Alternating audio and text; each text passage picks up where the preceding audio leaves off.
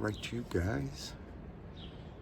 Good afternoon. It's 3 o'clock on Saturday, June 15th. And it's been a long time since I've come out here and done a video.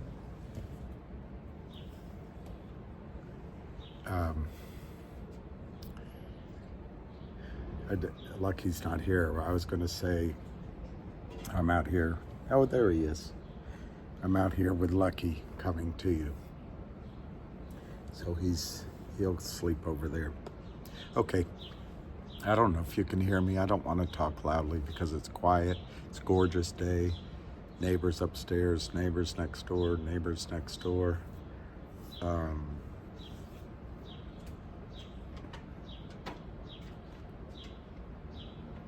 They built a wall there for privacy, I guess. Okay, it's a ramshackle wall, but hey, can't blame people for privacy. Okay, so I guess over the last, I don't know how many days, I've been talking about a certain aspect of MMTLP for a long time, and it's been my recommendation that, and it's not financial advice, not legal advice, seek your own counsel, that it's really important to get a resolution, resolve your own situation by transferring what they call MMTLP, and sometimes in two brokerage firms, I think it's Schwab and Fidelity, they call Nextbridge. But I think you need to transfer, or should transfer, your entry that claims you own something over to the real shares at the transfer agent called Nextbridge Holdings, Hydrocarbons Holdings. So what I thought I'd do today is go through the history of MMTLP. I want to try to do, I don't know how many videos I'll have to do, I'll just have to keep going. I will start by saying I invested in Torchlight quite a bit for me. Maybe that'll be a video, although I don't know how to recreate it. Maybe I can get old statements. Anyway, I think I had 20 or 22,000, maybe, a little bit more than that, shares of Torchlight. I had a lot of my investors and friends in it, and I even studied it in preparation to help raise money for Torchlight. It looks like they did a toxic financing deal. Maybe that's a video I can do. But clearly Torchlight Energy came under attack by the criminal cabal on Wall Street. And it includes everybody. As Patrick Burns called it, it's a river of money. And I imagine, like in the Godfather movie, they have judges in their pockets. They certainly have the SEC. They have journalists. Congress doesn't seem to care. I don't know if you've just sat down in frustration, but we believe the markets are fair. They're not. We believe the markets are transparent. They're not. We may believe the markets are there to provide capital formation. They're not. And we believe that the markets are regulated. And they're really not. They are if it involves something you did or something a CEO did. But if it involves something that these concentrated, massive wealth managed by what Gretchen Morgensen calls the plunderers.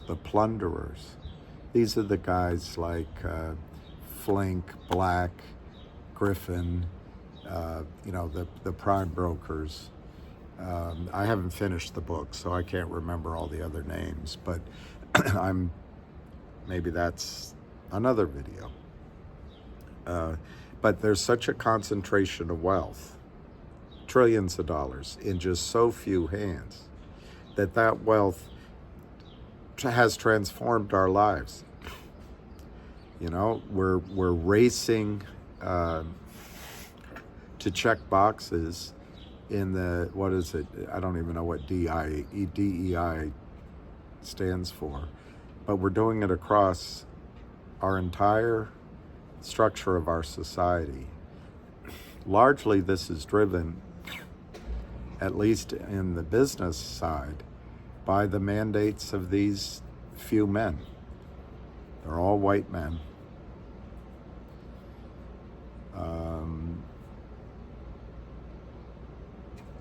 Whether or not it's the morally correct thing, I'm not debating. What I'm saying, it's a big experiment.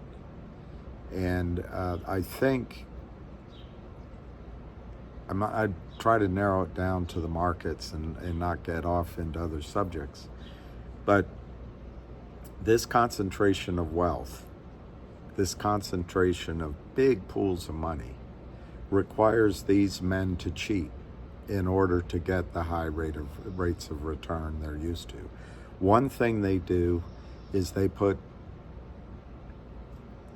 for example, in 2008 when we had the financial crisis, Goldman Sachs had access to all the data of their competitors.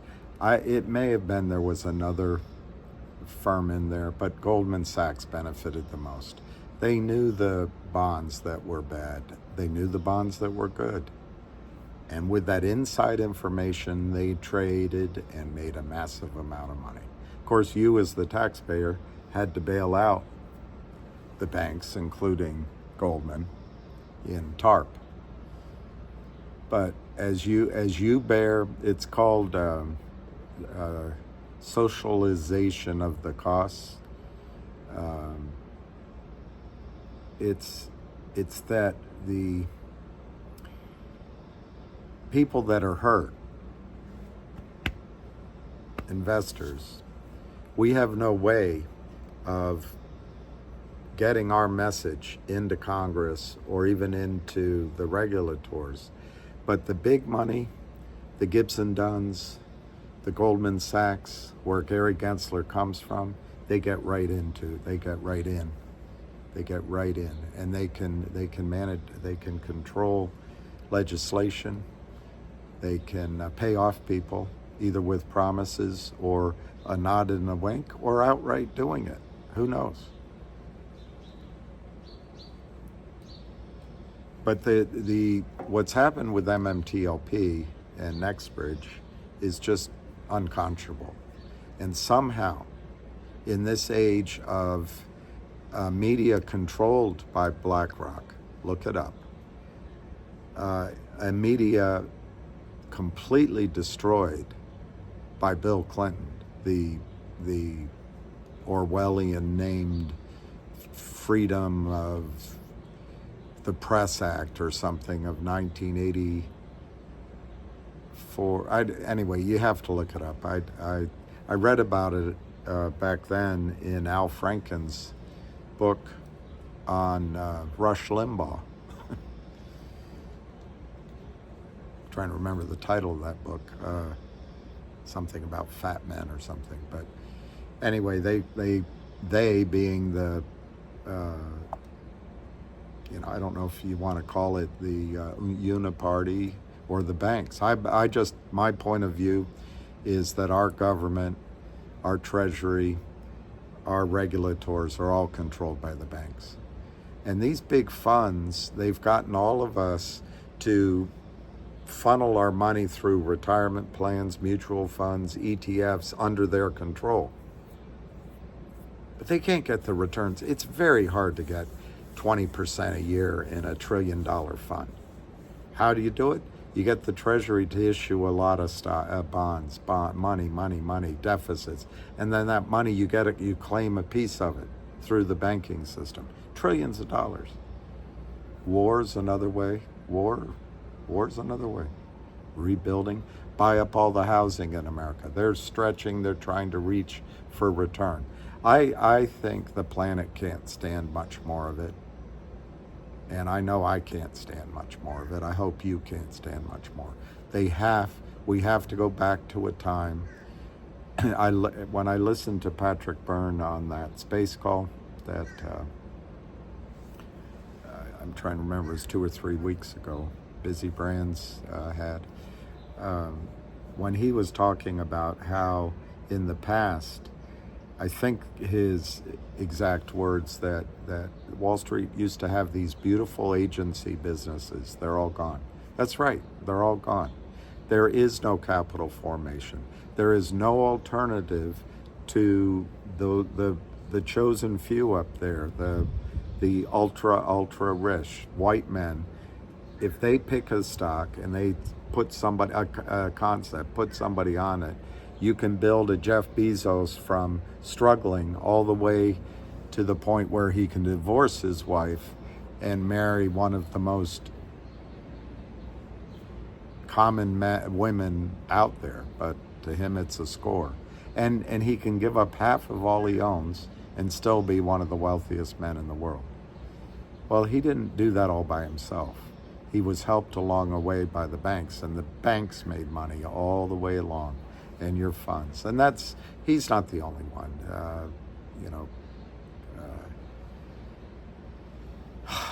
Can't remember the name of the guy with Facebook. Mark.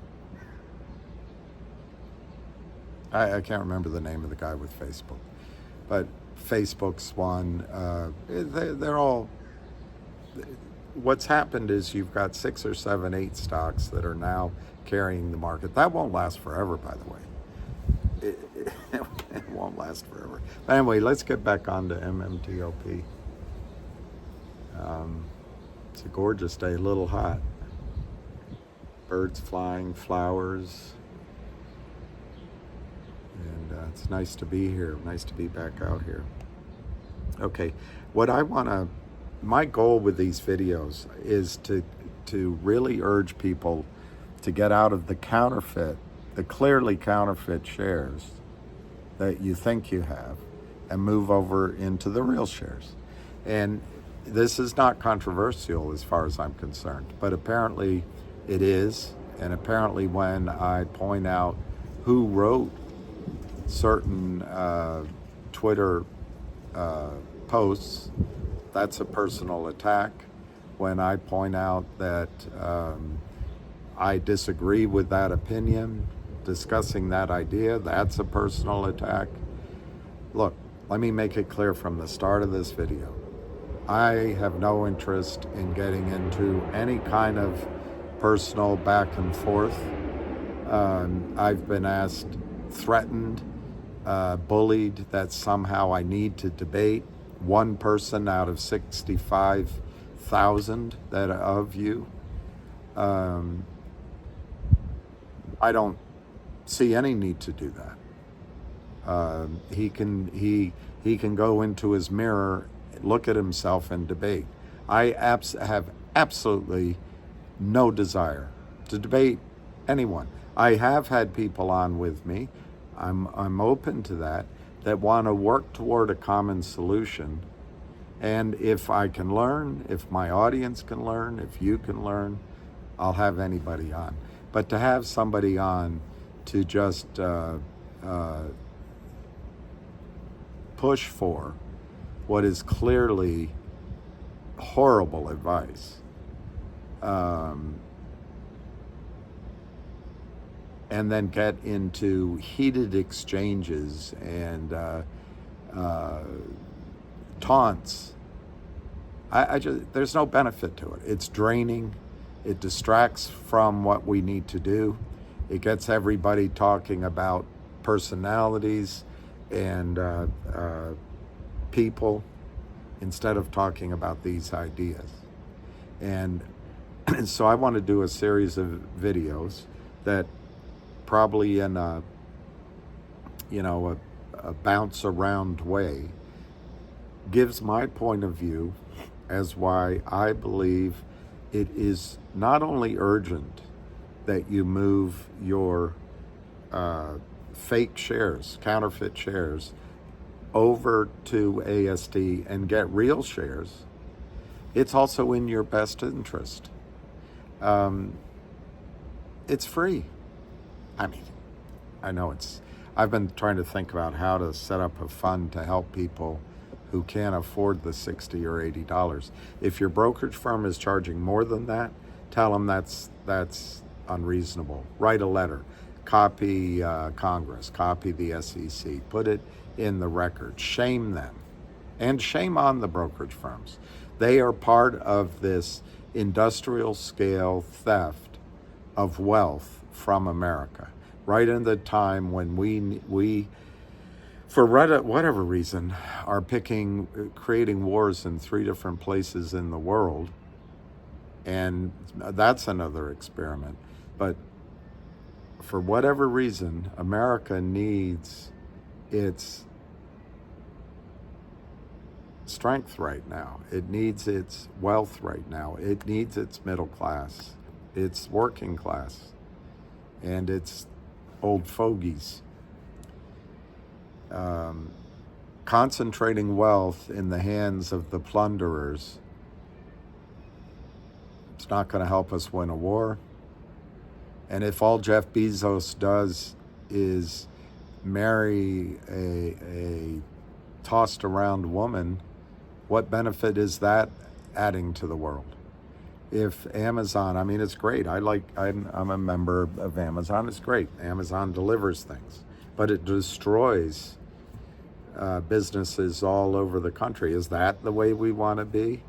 We focus Wall Street's wealth on Jeff Bezos,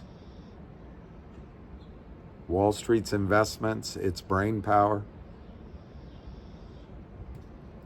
But a company like MMAT, Metamaterials, a gentleman who, for example, has developed a membrane to go in batteries that prevents electric vehicles. Apparently it's state of the art. I'm not an engineer, but it's a battery it's a membrane so the batteries don't explode in electric vehicles. But the plunderers from offshore, from here, it's the big boys. It's the big boys. They're boys. They do it all at an arm's length distance, but they start selling shares that don't exist into existence. They violate securities laws, federal securities laws. And it was pointed out on a call. I think when I was, whatever you call it, on the street, working on Wall Street, we had to blue sky everything. And that blue sky referred to the states. So states might save us here. Probably not New York, because they're distracted by whether or not a kooky lady who can't remember when, kind of remembers where, doesn't remember the details, wins $100 million from a presidential candidate, and New York's, they've got so many things, including this theft, but instead they're taking a misdemeanor which is probably a federal offense anyway, not state, a misdemeanor whose time had passed, turning it into 34 felonies. These are the things New York's doing. All right, so New York's hopeless. Virginia, the Kramers, I think through the work of a lawsuit from Mark Bazile, New York finally realized these toxic convertible notes are usury. Well, so the Kramers come down to Virginia. So I guess you cross Virginia off the list. But that leaves 48 other states who could come in and somehow help us, because even the plunderers, as they sit in New York and Miami and Chicago, maybe they can't get every state on their side. They can get the feds on, but maybe not every state. One can only hope. So in this case, let's read the history. But in this case, Torchlight Energy, which I'm an original shareholder. I lost money in it, And I knew it pretty darn well when I did my due diligence. I didn't raise any money for it, though. But the oil in the ground, deep in the rocks, it was there 10 million years ago, if you believe the Earth's been around that long, and it's there 200 million years ago. Whether or not the criminals manipulate stock prices has nothing to do with that oil in the ground. So the value that was there, still there. This video is not where I can go through it concisely, but these big funds, the plunderers, they do everything at an arm's distance. They go get these gentlemen, you can't call them gentlemen, but these people who think they're special, like Kurt Kramer, like Jeff Lind, like Ari Rubenstein, like Yorkville Capital, like the exchanges up in Canada, the people that fund deals on the NEO. There's so many different ones. But these men think they're special. They're not special. They're just put out there for a face. And if the big plunderers need to chop somebody, they'll chop them. And it might be happening at Lind Partners right now, by the way. So anyway, Torchlight must have taken a toxic convertible note. I've watched the whole oil and gas business go from being able to raise money in a broad way to the only way you can raise money now, if you're public, is to go up to these funds. And you know the idiocy of DIA and these Eastern liberal colleges and universities? We're not going to use oil in 10 years. I don't know what's going on. It's time for us all to wake up. But anyway, I want to go through this history. That's what I'm going to do with this video. It's already 22 minutes. This is Kabuki's Musings on Reddit. It's Keubiko, May 10th, 2023. I've never read this before. One of the reasons I picked it is old. So it can give sort of a history of what happened right contemporaneously, sort of, as we were all feeling the pain.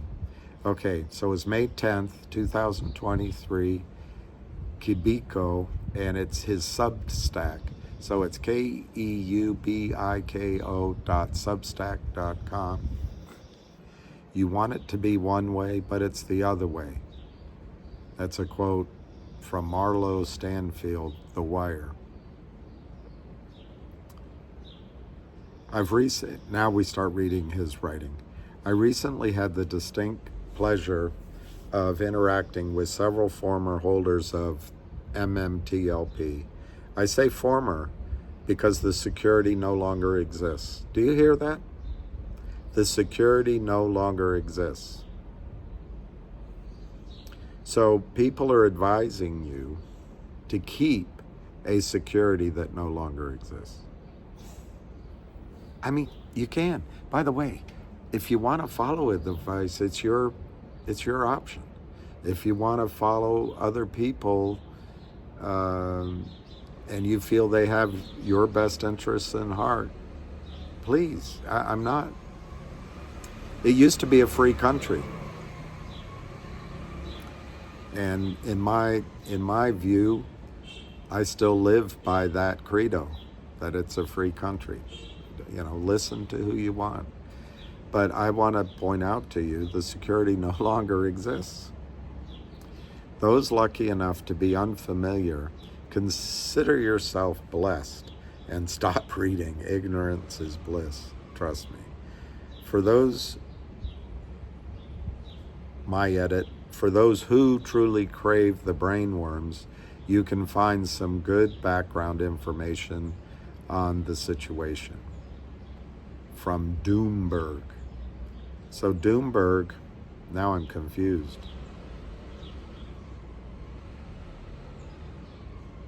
Well, they have a little blurb from Doomberg, and I'm not going to open it because the article's long enough. Maybe I'll do that on a different video. And then he goes on to say, a Forbes article gives a decent enough overview and can be found here. I saw it in my Google search. I don't want to go to Forbes. I don't trust the mainstream media to do a fair job on this. Okay, if you want the very quick overview of what MMTLP is about, here it is, the most basic outline.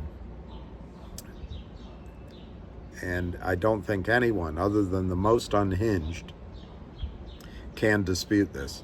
I'm gonna read it quickly, and I'm not gonna get the words exactly. You can find it where I told you can. In June, so listen to this.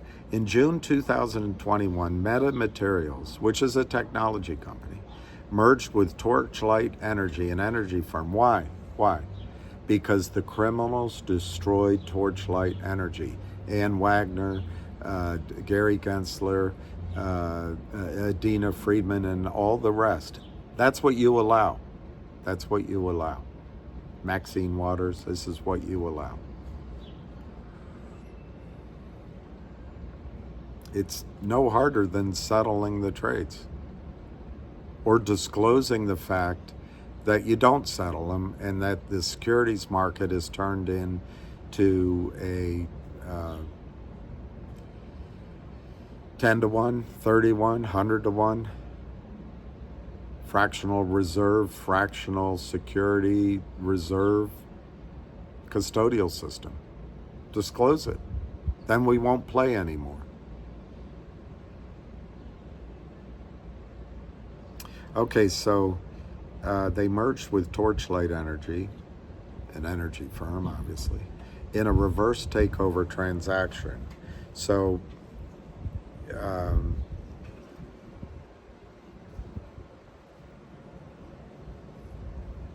well, this is, I don't like how it's written. So basically, Meta Materials did a reverse merger into Torchlight, and then that Torchlight, that company, became Meta Materials, but the symbol became MMAT. Torchlight was not an empty shell company. Normally with shell, with reverse mergers, he goes on to say that they are empty. The company had some legacy assets. These assets were not classified as reserves, I guess what he means as proven reserves, but they were seen valuable by Torchlight's shareholder base. They were seen valuable, he's saying retail, they were seen as valuable by the whale, as everyone calls them, the large investors, from John Berta to Greg McCabe, others, and they were and are seen valuable by the geologist, Rich Masterson.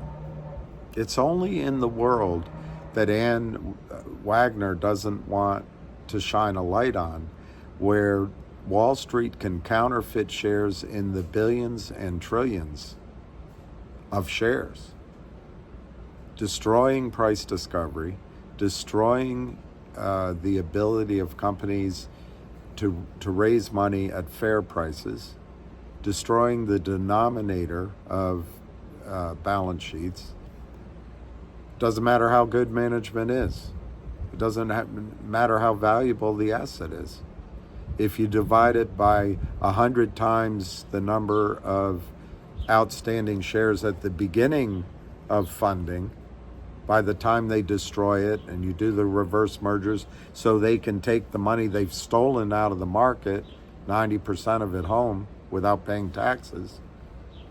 But you leave the company that I was telling an example of one company I'm in, I won't do it now, but when I invested, I'm trying to remember, I think it was 20 million or 30 million shares outstanding. They did a reverse split, 10 for 1. But if you unwind that, they now have 2.8 billion shares out. It's a great company, doing wonderfully. But that rewards the criminals on Wall Street. That's what happened to Torchlight. So Torchlight had no choice but to try to create some value for its shareholders. Ann Wagner, Adina Friedman, Gary Gensler are not concerned with shareholder value. Make sure you know that. They're not. They're concerned with how the plunderers do. I said it at the beginning, everything on this video is my own opinion, my own judgment, and it's not advice. Okay.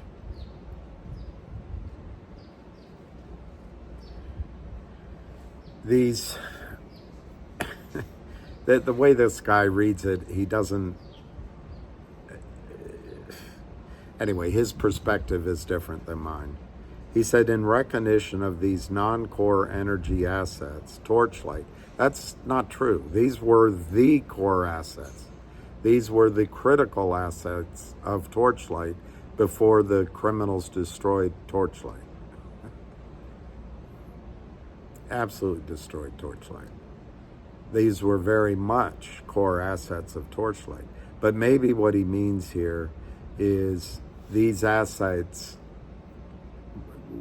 were not important to MMAT, metamaterials. And that's true enough. So Torchlight, prior to the reverse merger, created a preferred share to ensure the economic value of these energy assets would only accrue, this is not truthful either, would only accrue, that's not true. I'm not going to even read it. He's saying that they created this he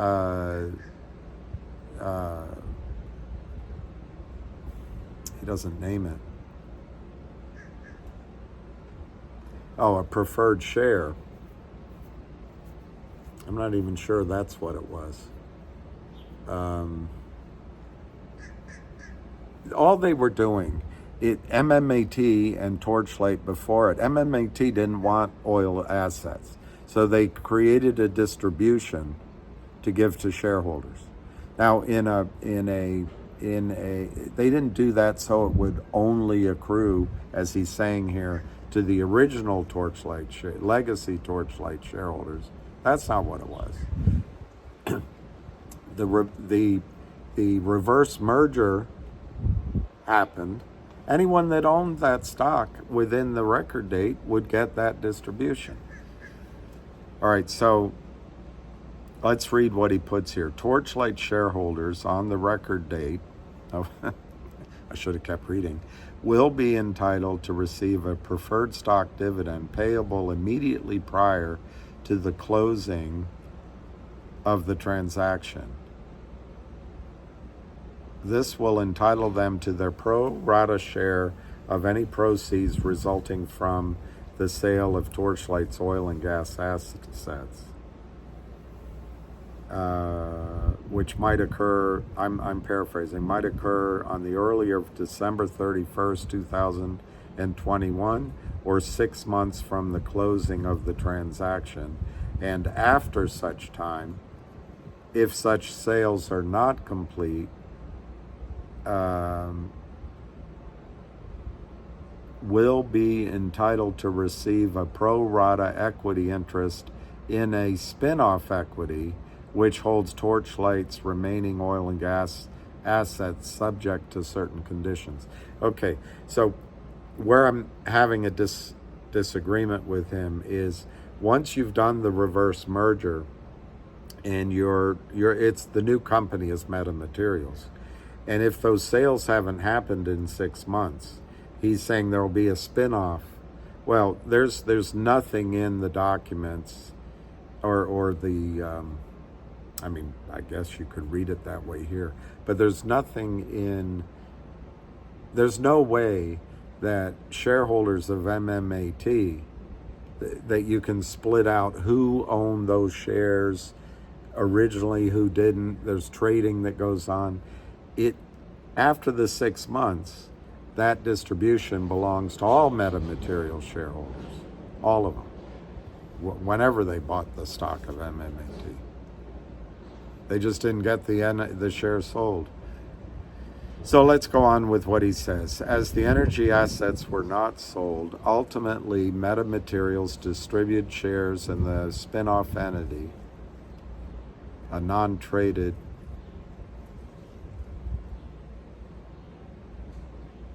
this guy doesn't know what he's talking about. Non-traded, yet technically public? No. When Metamaterials distributed this, there was no intention for it to be public. There's no need it to be. You can distribute, just think of it in terms of if you're a gold mining company and you decided to distribute 1/4 of an ounce of gold to every one of your shares. You can do that. It's just because the gold company is public doesn't mean the gold distribution is publicly traded. I'm not sure he quite understands. All right, so let's see. Distributed shares in a spin-off entity, a company named Nextbridge Hydrocarbons. Okay, so that doesn't have to, just because Meta is public, the distribution is a ownership of a private company. That does not have to trade, but he's confused here. After the distribution of all its value,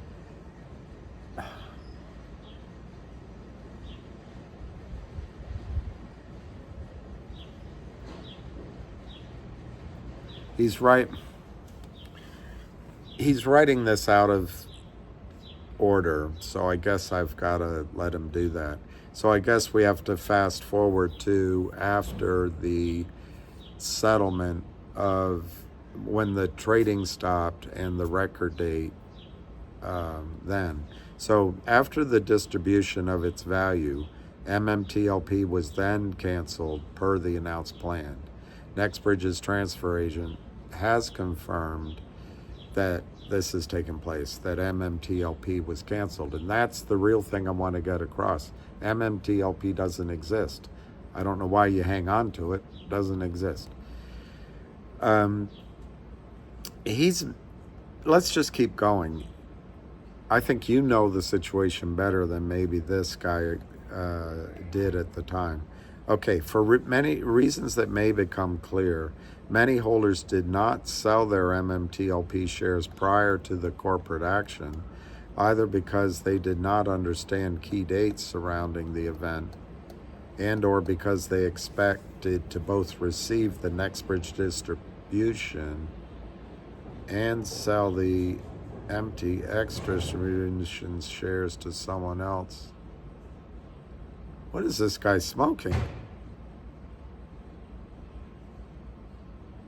I'm not recommending this article to any of you. I don't think is he a paid shill or something? I don't think that's why people did it.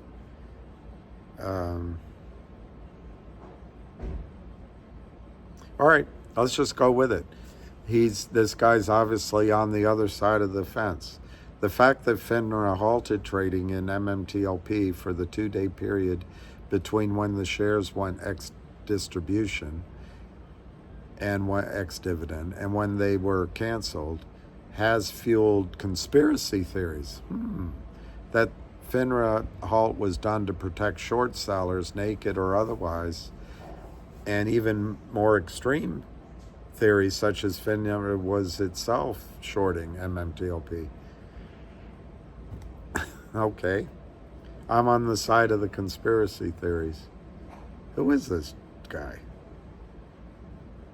In brief and in broad term, these holders were apoplectic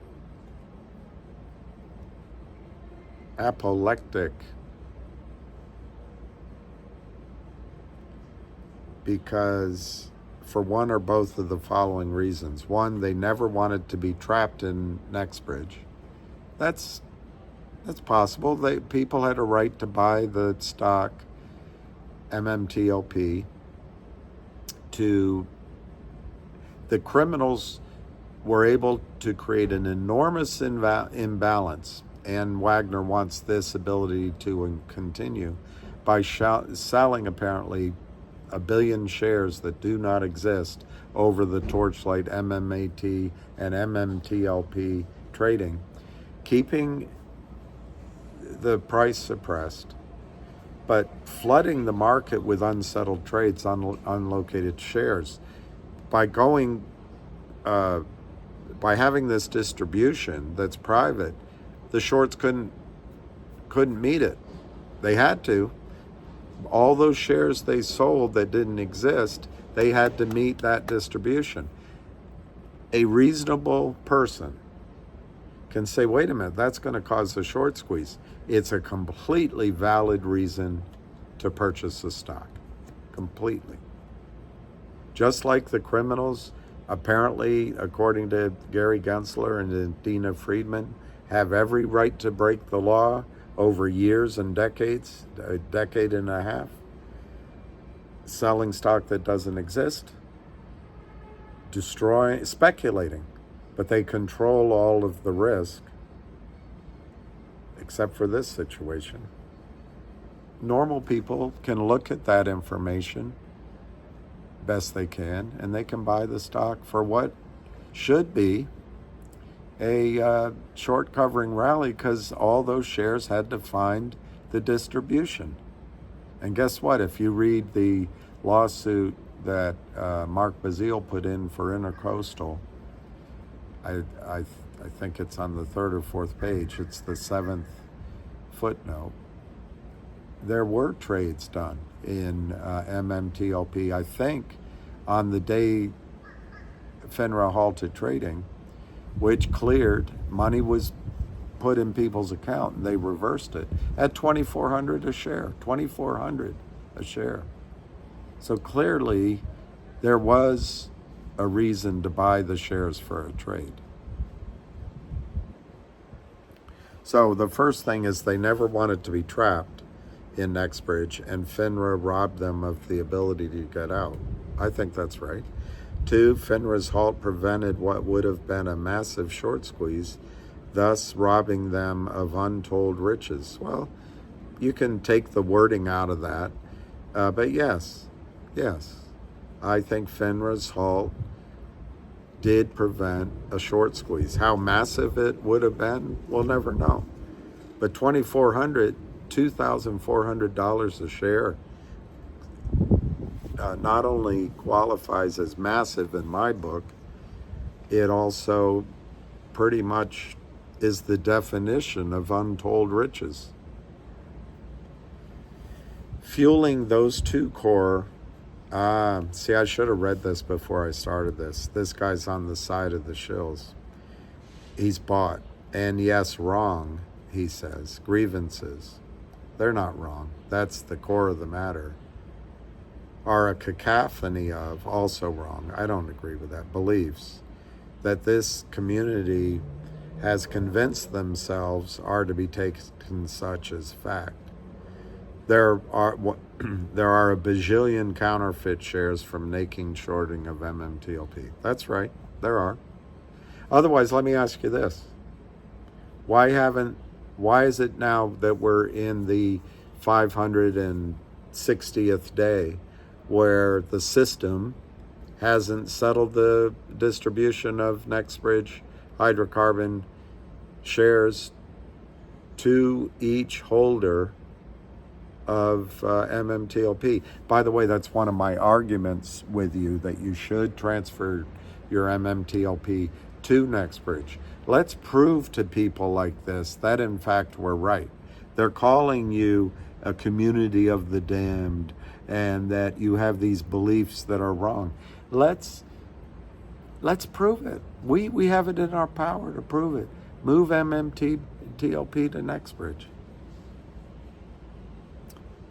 Another point, many of the Nextbridge shares that are distributed are also counterfeit, and tales of fake QSIPs abound. Well, this is being petty and just mean. There's no reason that retail investors should have to get in the weeds like this.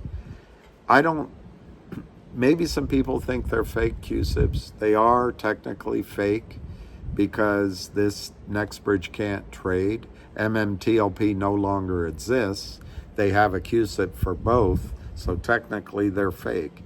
But that's a mechanism to identifying a security or a non-security and keeping track of it in whatever system we have left. This gentleman, if in fact the Nextbridge hydrocarbon shares distributed are also counterfeit, he doesn't know what he's talking about. He's intentionally disparaging you. Nextbridge Hydrocarbon distributed real shares. They distributed 165 million shares to the DTCC/transfer agent. I think it all goes to the transfer agent, but it's recorded at the DTCC. But I might have it turned around.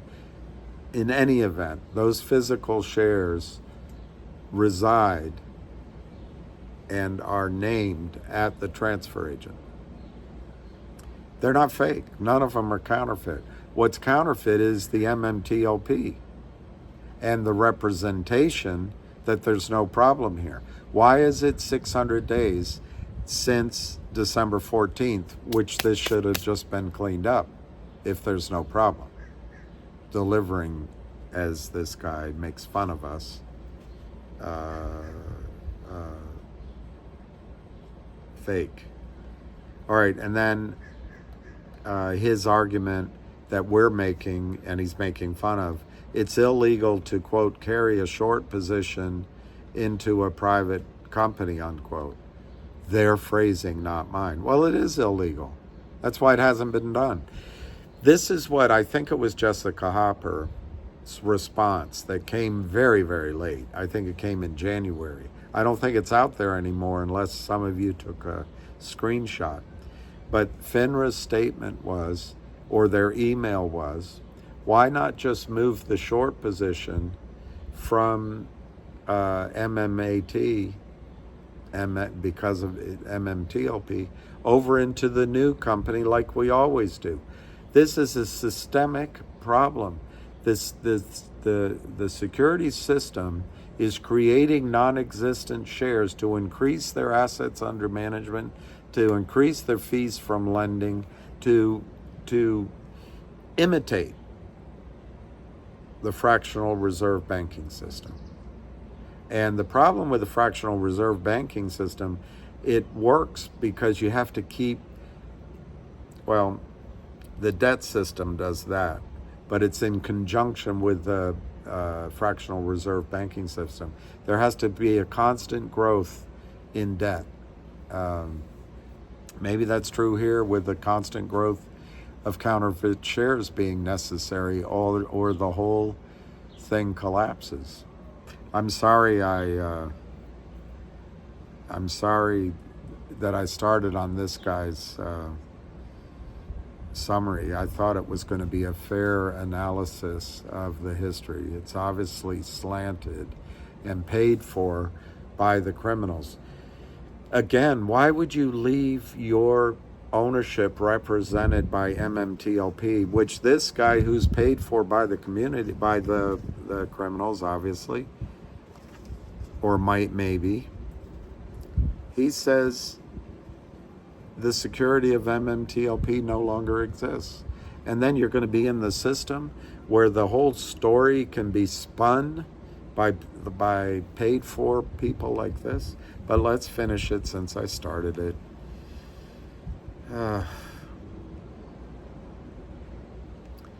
So now he's addressed a letter to us. Let's read what it says.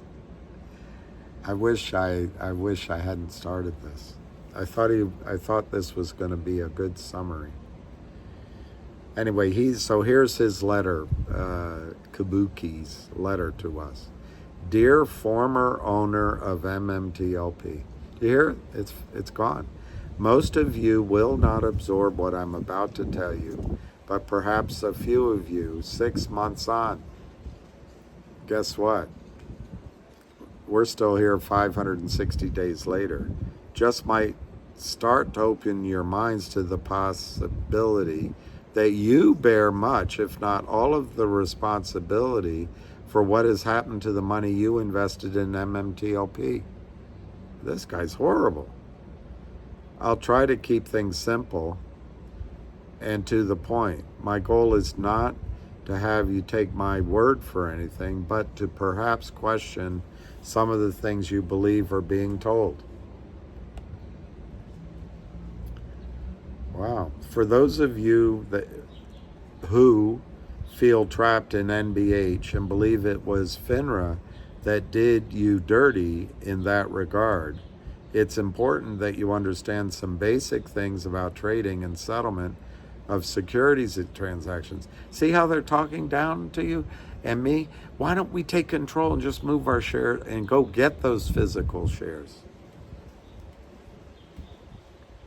Stocks, what an arrogant jerk. Stocks trade on what is known as T+2 settlement. Oh, thank you very much. If you buy or sell shares on a Monday, the shares settle on Wednesday. Trade date +2. With that in mind, let me continue to be a pompous ass. With that in mind, let's review the key dates from the MMTLP corporate action, which were announced well in advance. Okay, let's do it. On 12/6/22,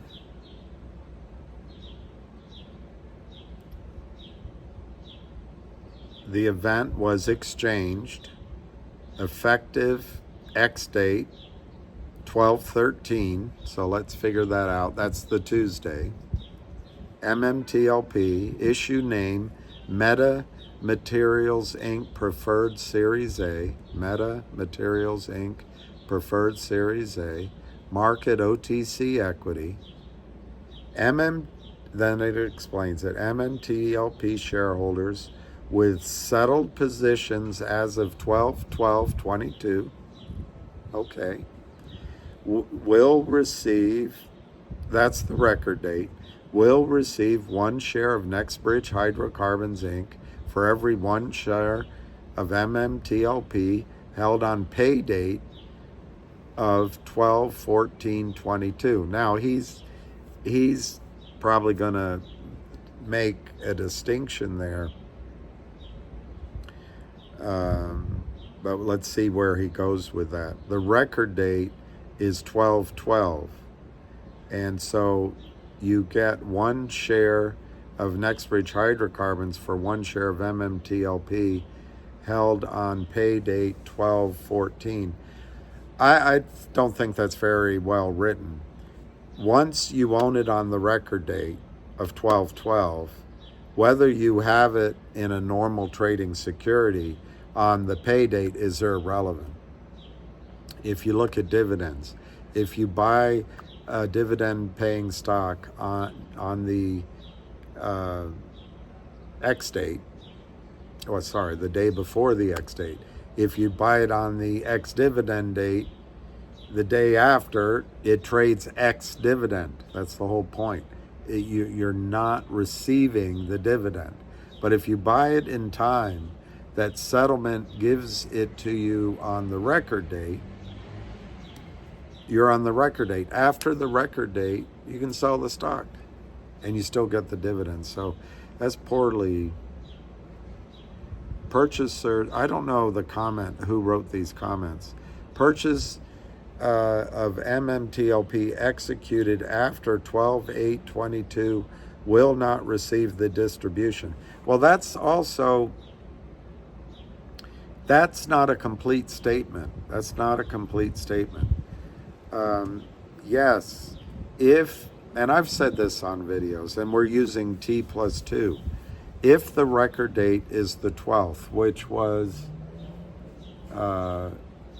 Monday, and the 8th was Thursday, you had to own the stock on the 8th, T+2, to own it on the 12th. But it's not correct, and this is misleading where we're going at this guy. What FINRA's leaving out of its comments, because I guess they assume you know it, you can trade shares when you enter your order to sell, and that's what you would have done on Friday. You would have said next day settlement. That's what you would have checked on your box. If you sold it regular way settlement in a normal situation, you would still get the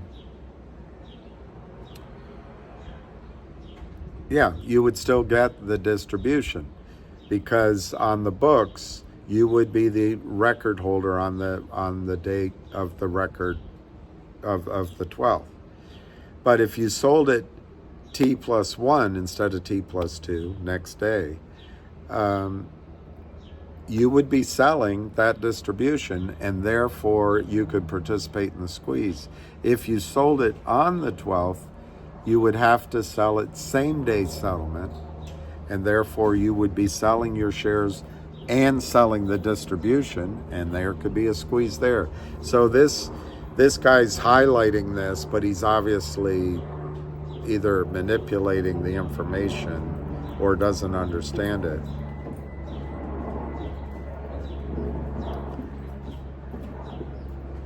All right, so this is interesting. It says under the comments that MMTLP will not be quoted X. MMTLP shares will be canceled effective 12/13/22. So that none of what I've just said, this doesn't contradict. In other words, if you owned the shares on the 8th, the Thursday, you qualified for the record date on the Monday. If you sold them on the Friday, you would have to sell them next day settlement or better. And therefore, whoever bought the shares from you would be the record holder on the 12th. You could get the squeeze. If you sold them on the Monday, you would have to do them same day settlement. You'd be selling them with the distribution. The buyer would get them. So the shorters, the criminals, in that case, would be able to cover their obligation, but they'd be in a panic. The stock would be going up. It'd be a short squeeze. We'll never know.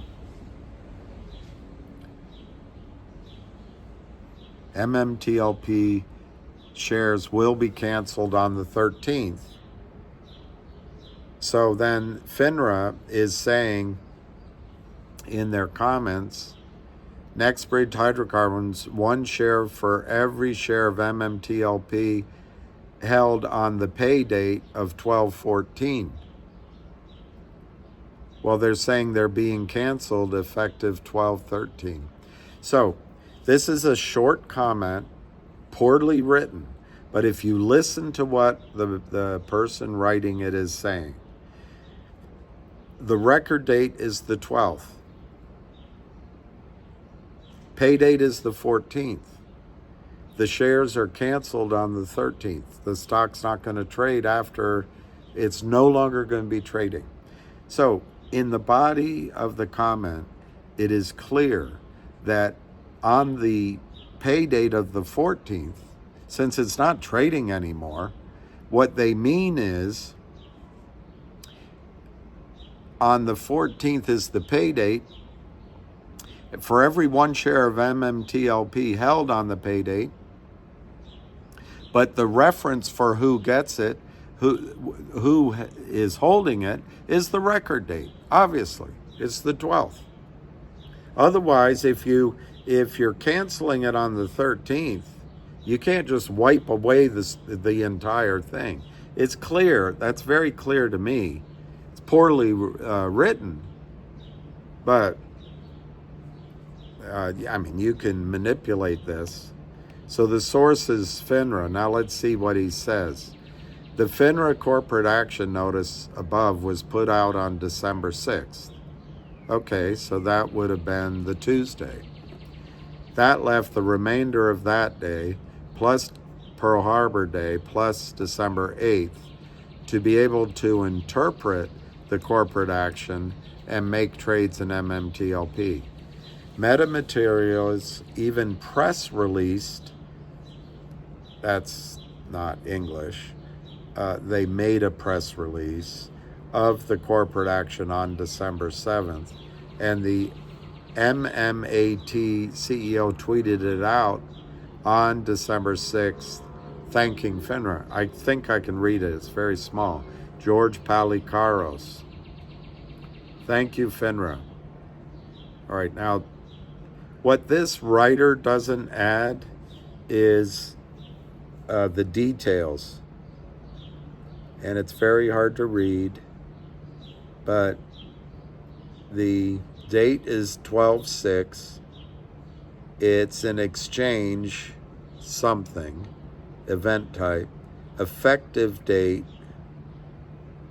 time, 12/13/22, symbol MMTLP, OTC markets, and then it's cut off. Source Twitter. In short, if you have chosen to manage your own investments, see, that's the other push. They want you to give your money to these geniuses on Wall Street and don't manage your own money so we can fleece you. If you have chosen, he's so arrogant, if you have chosen to manage your own investments, you have an obligation to yourself and to your family to monitor developments. What a jerk. There is no excuse for at least not being aware of the basic details of this corporate action. Well, I'm going to tell him, you had every opportunity. Many of you even read the CEO's tweet and thanked him in the replies. Take Dave here for the example. You know what, Keuniko, you have a responsibility to not manipulate the truth. So here this guy said, thank you. Dave said, what's going to happen next? Short squeeze like GME VW? Or, hey, let's,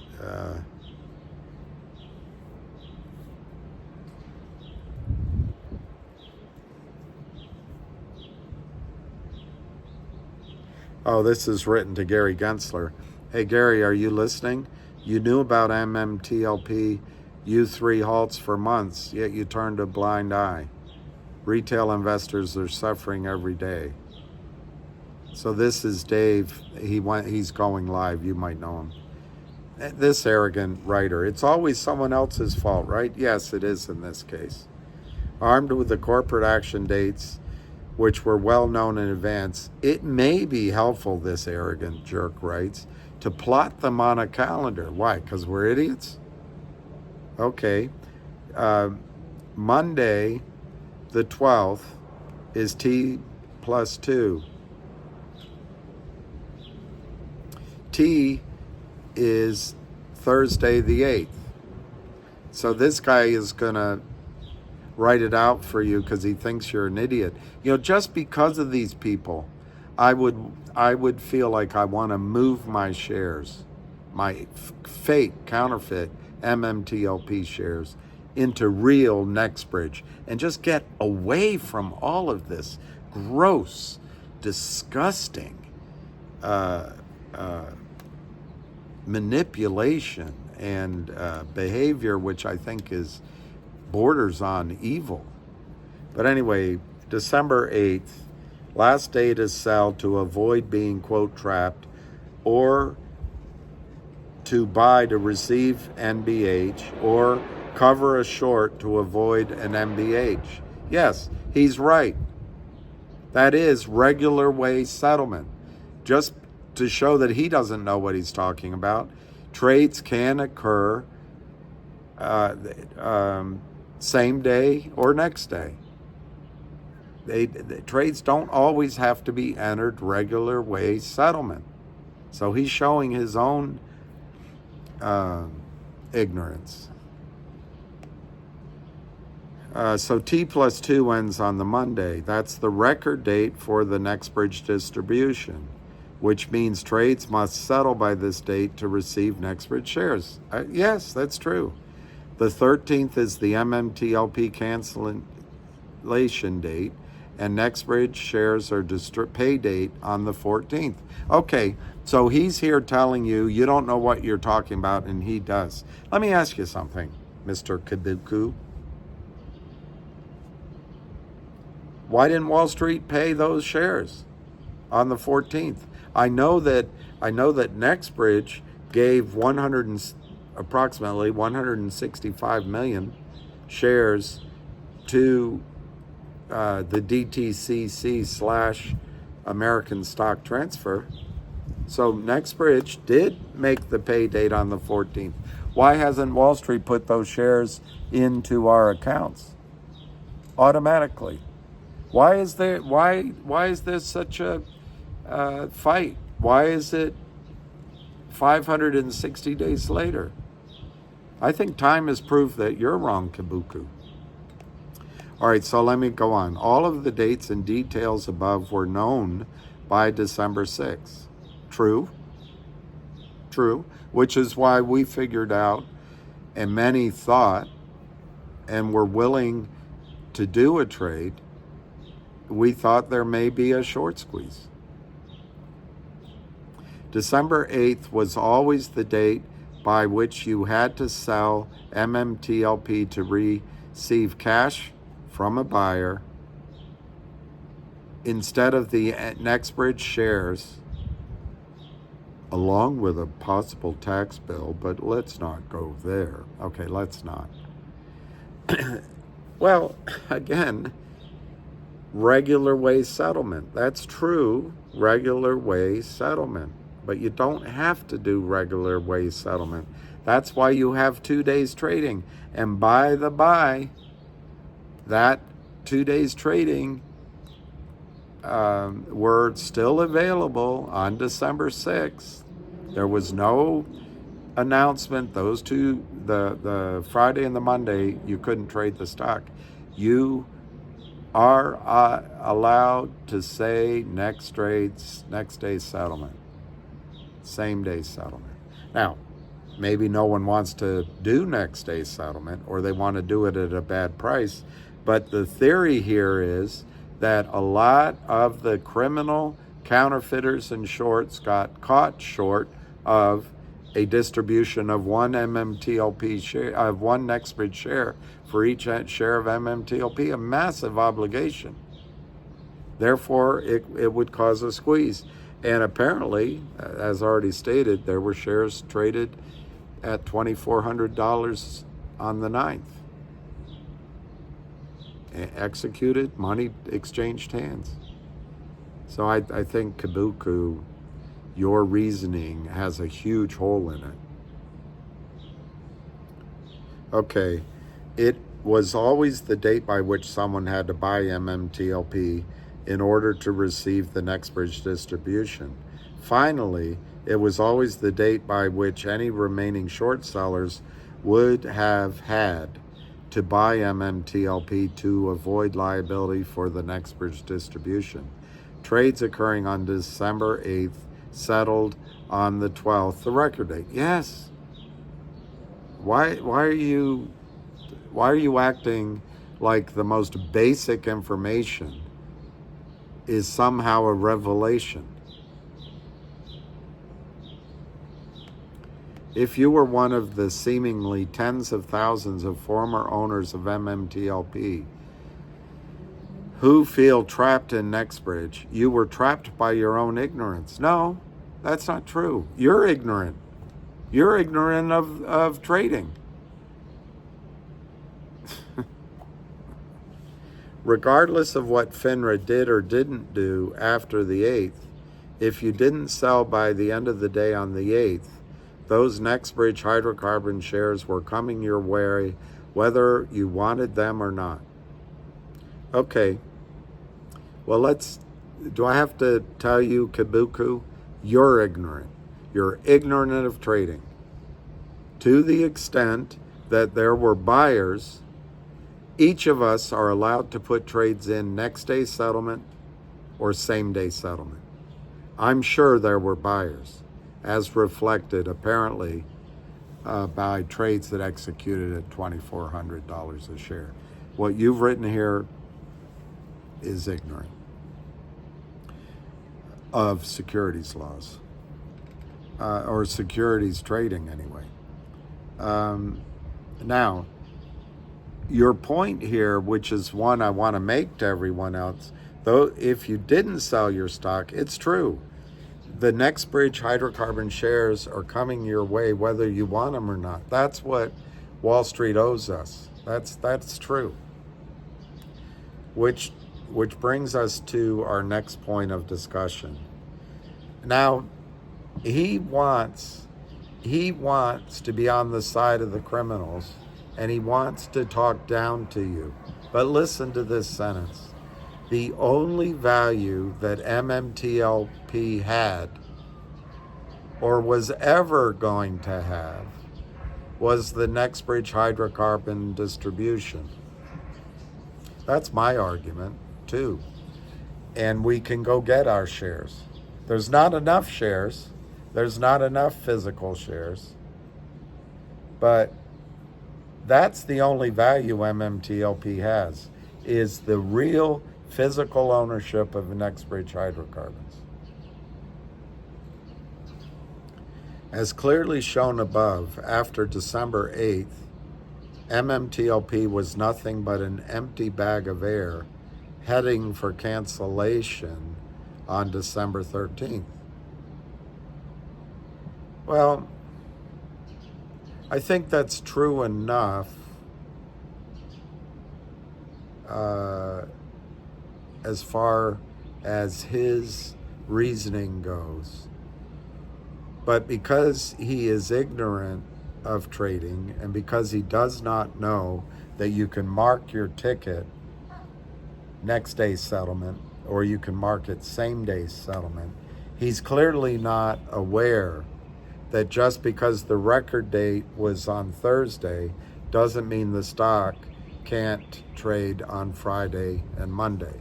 So he shows his ignorance while he's arrogantly telling you that you're ignorant. But I would argue where he's wrong here is because FINRA violated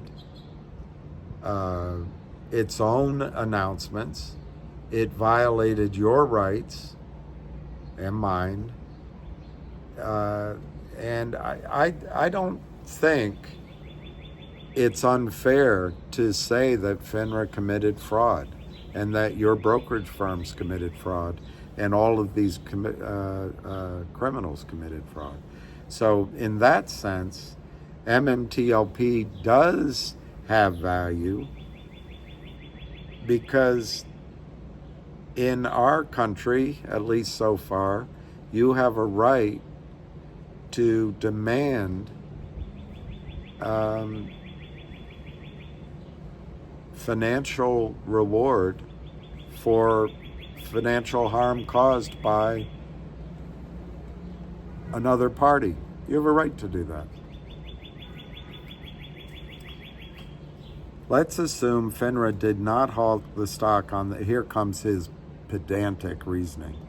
Let's assume FINRA did not halt the stock on the 9th, that's the Friday, and the 12th, that's the Monday, and think about what our MMTLP world would have looked like on those days. Okay, let's. First, armed with our knowledge above that stocks trade on a T+2 basis, well, that doesn't arm us. We're only partly cloaked. Let me tell you, Mr. Kikabuku, I'll arm you with some knowledge. Stocks trade regular way settlement at that time on a T+2 basis, but you can trade, one could have then and can still trade stocks on a negotiated basis. You can ask for next day settlement or say same day settlement. So your premise is wrong. Any trades in MMTLP on December 9th would settle on the 13th. Trades on December 12th would settle on the 14th. You may notice a problem this ignoramus is pointing out. As December 13 was the cancellation date of the shares, and December 14th was obviously after that. FINRA stated that concerns about settlement were one reason for the halt.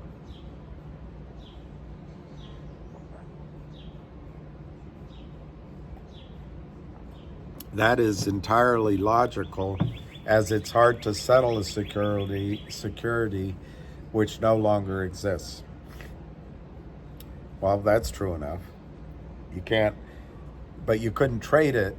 You couldn't trade it after the 12th, so that wasn't going to eventualize. However, on the 12th, you could trade it same day settlement. So this whole argument, you wouldn't make a very good lawyer. But now, let me point out to you, and I'm sorry, this is going on a while, but maybe I should have gone live. It's such a beautiful day. The birds are singing. The air is nice. Blue skies like that Simpsons cartoon always has. White clouds. Hear the birds? And my dog went back inside. I guess I upset him. People across the street are gardening.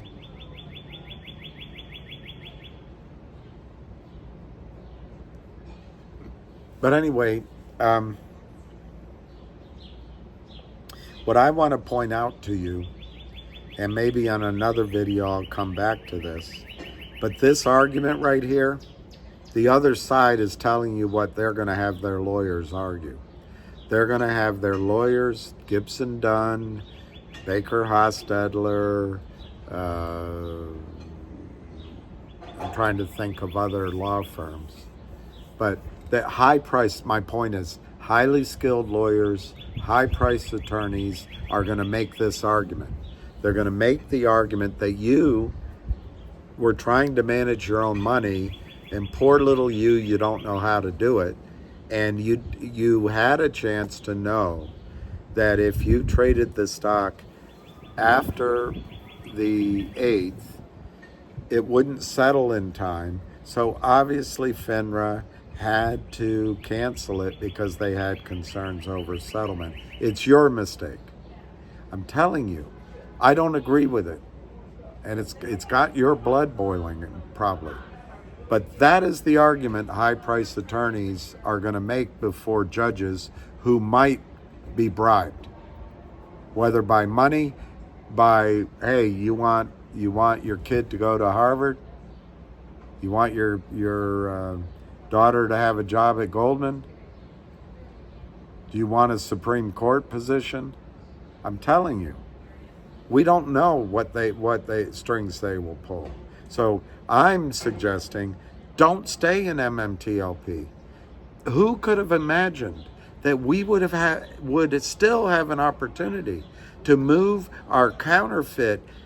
Even this guy says here, who I'm getting a dislike for this guy. The more I read him, the more I don't like Keuniko, and I don't like his musings.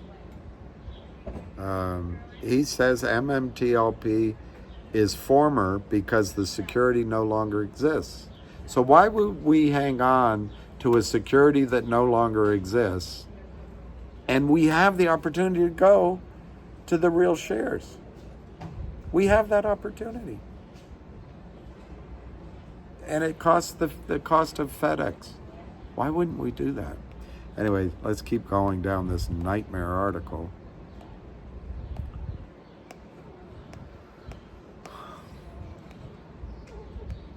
In a way, it proves my own point.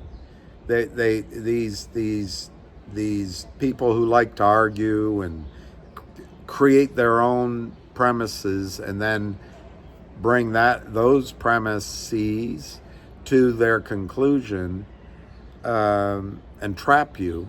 This is what the lawyers are going to do, only they're going to do it at $1,500, $2,500, $4,000 an hour. And I don't know how we're going to fight that. So why not just protect your asset and move it to the real physical shares?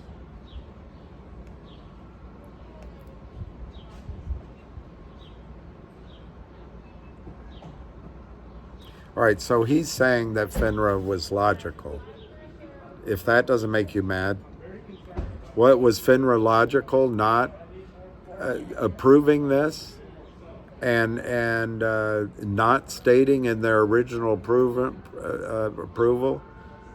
that we're not going to have trading, we're removing trading, not on the 13th. They said, Mr. Kibuku, that there will, in your comments, let me go up and read their comments, Mr. Kibuku. No one knows your name. I got to find the comment under the, there it is.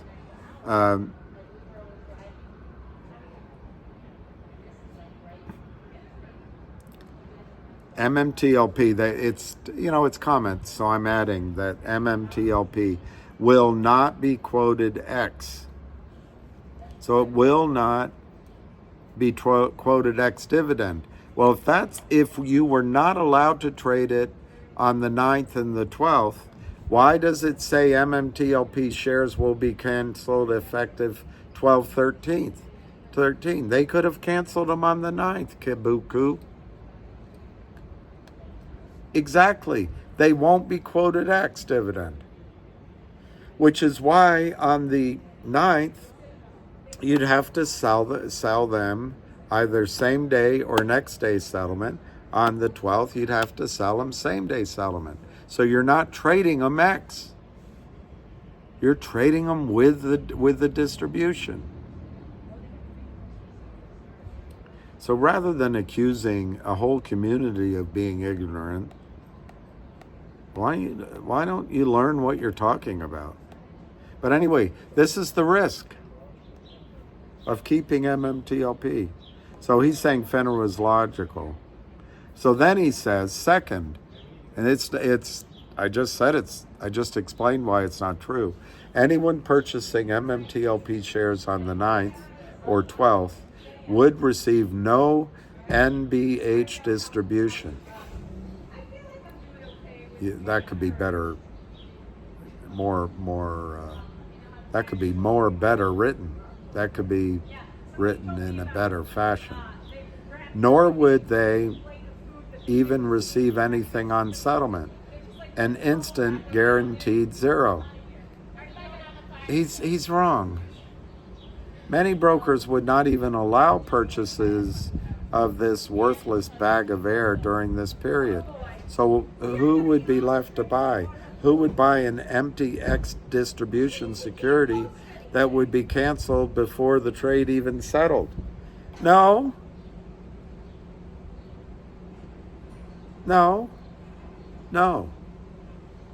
You can you would not trade it X dividend. You would trade it with the distribution by trading it with a defined settlement date. If you buy it on Friday, it has to settle today or on Monday. If you buy it on Monday, it has to settle today, Monday. This is comical. Nobody rational, which brings us to our third point on what would happen if we had those, quote, 2 days back. The shorts, quote. This guy, he's making all the arguments they're going to make in court. Do you want to go up against this? It'll get your blood boiling. But do we have the money to pay a lawyer to go up against this crud? Many of, if not most of you, seem to have the belief, this is his letter to you, that there were a large number of short sellers of MMTLP and they would have been forced to close out their position by the 13th. Some of you point to the notion that you, quote, can't be short into a private company, unquote. Well, shorts are positions created in a public market. If he's about to say that there can be derivative contracts created on private property to short it, maybe. The house I'm looking at right now, trading for $4 million, somebody goes to Lloyd's of London and says, I want to write a contract that I will sell that house at $4 million to someone, but I don't own it. So I want to write a contract that I'm selling that specific house in Washington, D.C. for $4 million to a buyer, but I want it to be a derivative contract, so it's just a paper trade, and I'll leave it, I don't know, it'll have a five-year duration. And Lloyd's of London says, fine, you have to pay us $500,000 to enter into that contract. That's pretty expensive. And lawyer fees, and you have to put $2 million into our account to protect our risk if the house were to trade to $6 or $7 million, and someone wanted to exercise this contract. Since you don't own the house, we would have to buy you in. So, it's not practical to create a contract on a private entity. If he's going to go argue that you could carry a short into a private company with that just for free, again, he's not aware. He's being misleading. But here's my point. These arguments are what the legal firms are going to present to the court. Why would you expose yourself to that? Anything can be argued in court. Any argumentative person, particularly one who's been trained from youth, can argue anything and confuse you. And when you're not confused, he can just pump up the volume and then personalize it and then make it about how you're treating him, and it's unfair how you're treating him, rather than the issue. That'll happen in the courts, and then there'll be settlement. This frightens me for anyone who hangs on to MMTLP after the bus is full. By the way, these kind of arguments are what's going on behind the scenes in Congress, with professors, by the lobbyists. That's why it's taking 600 days to resolve this. Why? I understand that if we had no choice, we'd have to go through this, and we will still go through it. We will. But if this kind of risk, which I see as massive risk, is there, why not move counterfeit shares over to the real Nextbridge shares? Take this guy at his word. Even if you believe the Nextbridge distribution was the catalyst for short sellers to cover, the key thing you are missing here is that the liability for Nextbridge attached at the end of the day, December 8th. Regular way settlement. Remember, the criminals and some real people, I heard some real people sold too, but the criminals manipulated that stock price down. And they're going to argue this in the court of law. They probably argued it to FINRA. They have access to FINRA, you don't.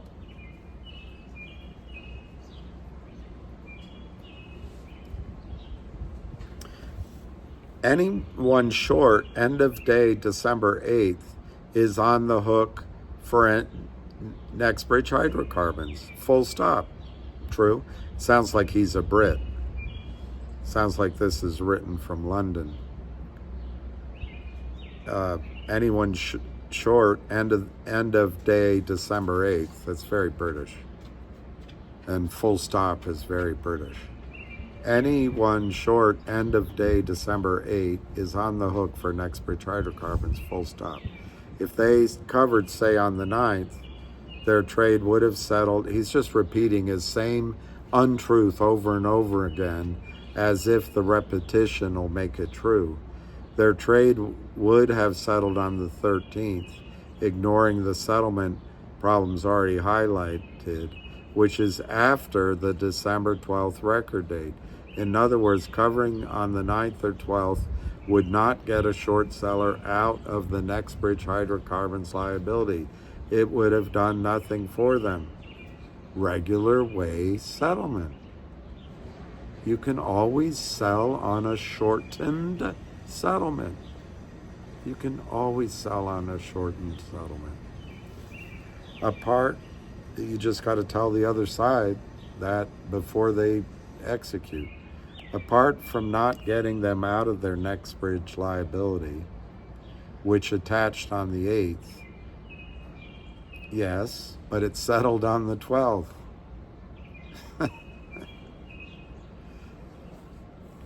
Short sellers, contrary to urban legend. See, he always has to put in the ridicule. Are not, and they'll do that to you in court, are not required to cover a canceled security. Giving their strategy away. Now let's go right to that. Let's go right to that. Here's another argument the criminals are going to make in court after the bus is full. And this is why the people on Twitter are trying to make sure you don't move your shares. After the bus is full, listen to this. I'll read it again. Short sellers are not required to cover a canceled security. That's what they're aiming for all along. Short sellers are not required to cover a canceled security.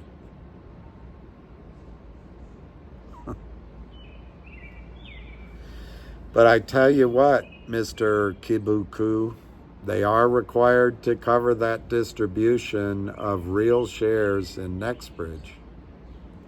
So any way you want to manipulate the truth and state it incorrectly over and over again, there's a big problem here. But again, this, guys, girls, this is what they're going to argue. And if girls is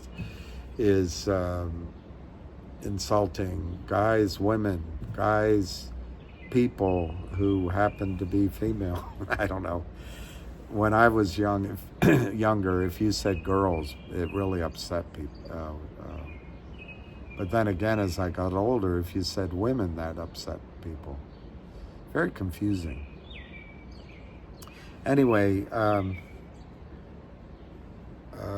whether by way of voluntary cancellation,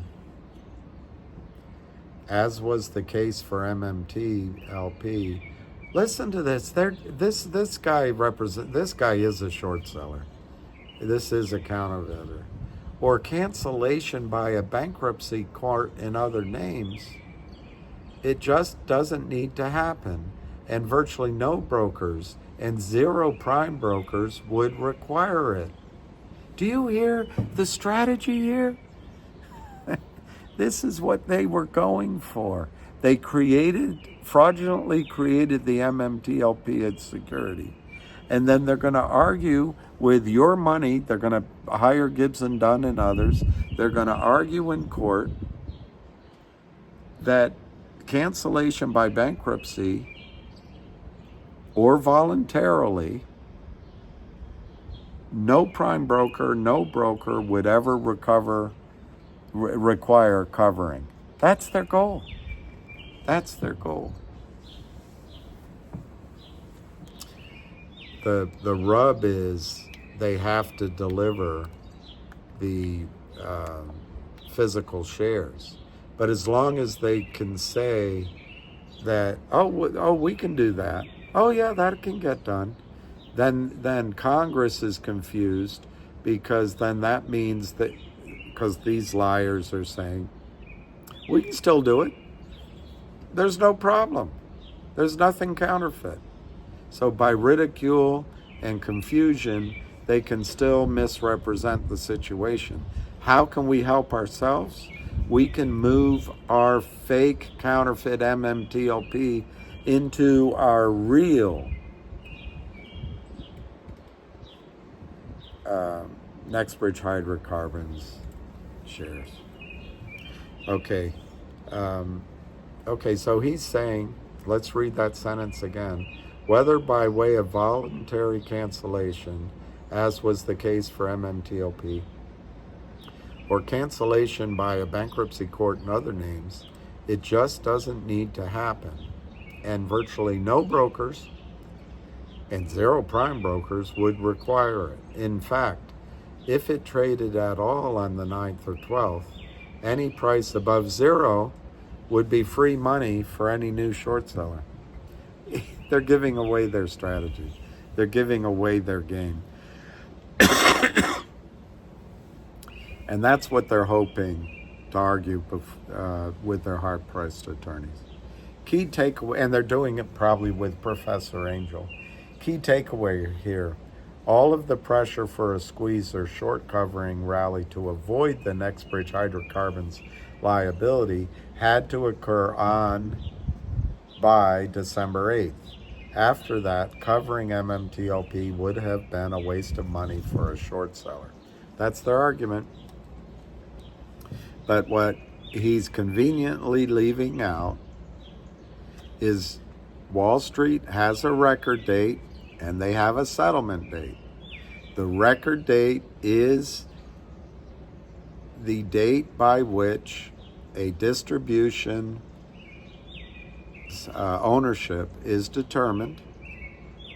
The settlement date in the United States of America at that time was 2 days later, T+2. There's a reason for that difference.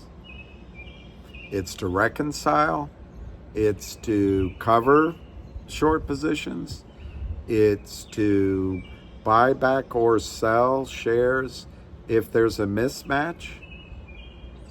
And how do you do it? You shorten the settlement. So on the Thursday the 8th, yes, regular way settlement, that was the last trade. But on the 9th, the Friday, I offer to sell my shares T+1 or T+0. You call it in, you can write it on the ticket. Probably you would have had to call it in. And in fact, I would argue that it would be probably automatically done that way by your broker-dealer because of the fact that the shares expired on the 13th.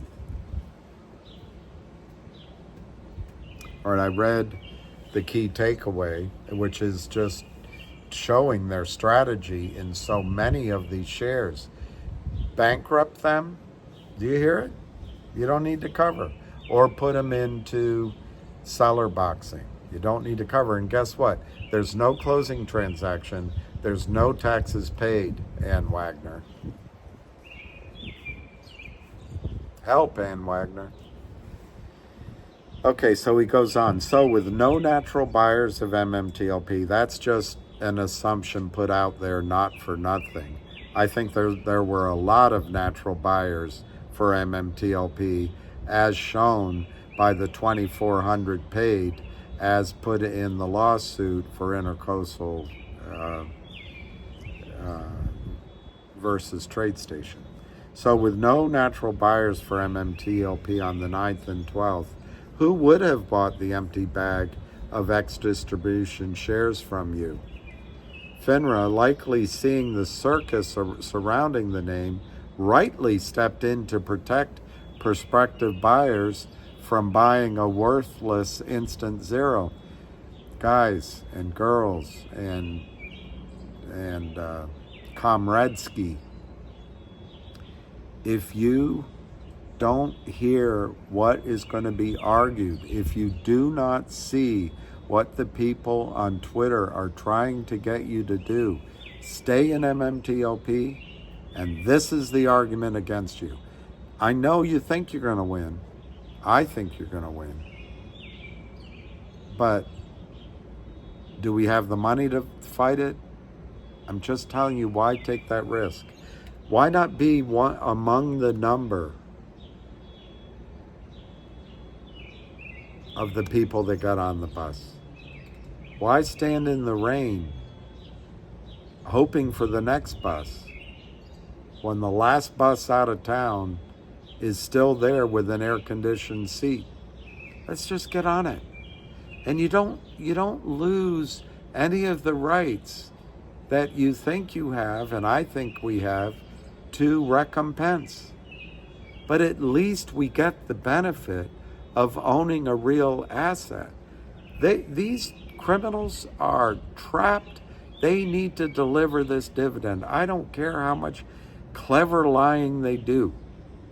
But this is what you're fighting. So this jerk goes on to say, FINRA did its job. Oh yeah, it did. It sure worked it did its job on us. And now he goes on and makes an allegation we have never made.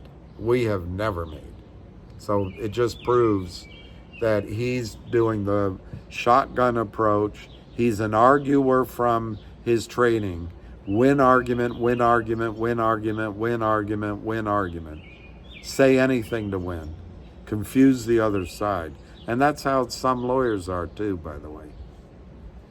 All right, listen to this completely we never said this. Perhaps you were robbed of the ability to both strip 100% of the value of MMTLP, the Nextbridge shares, and sell the worthless shell to a total chump. They're going to argue that. We've never said that's what we're doing. Kibiku. We've never said that we want Nextbridge and we wanted to sell it someone else.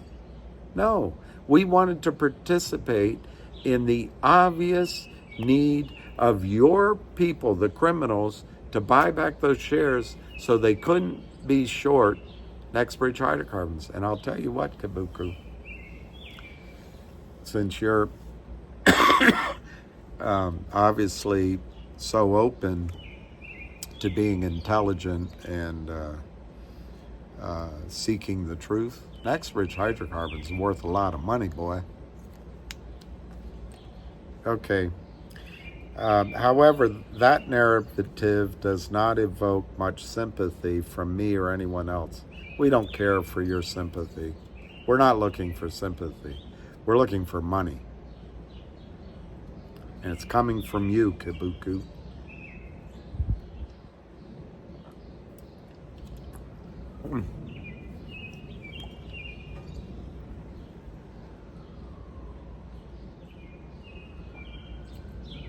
Gross. I just drank old can of sparkling water. Didn't taste right.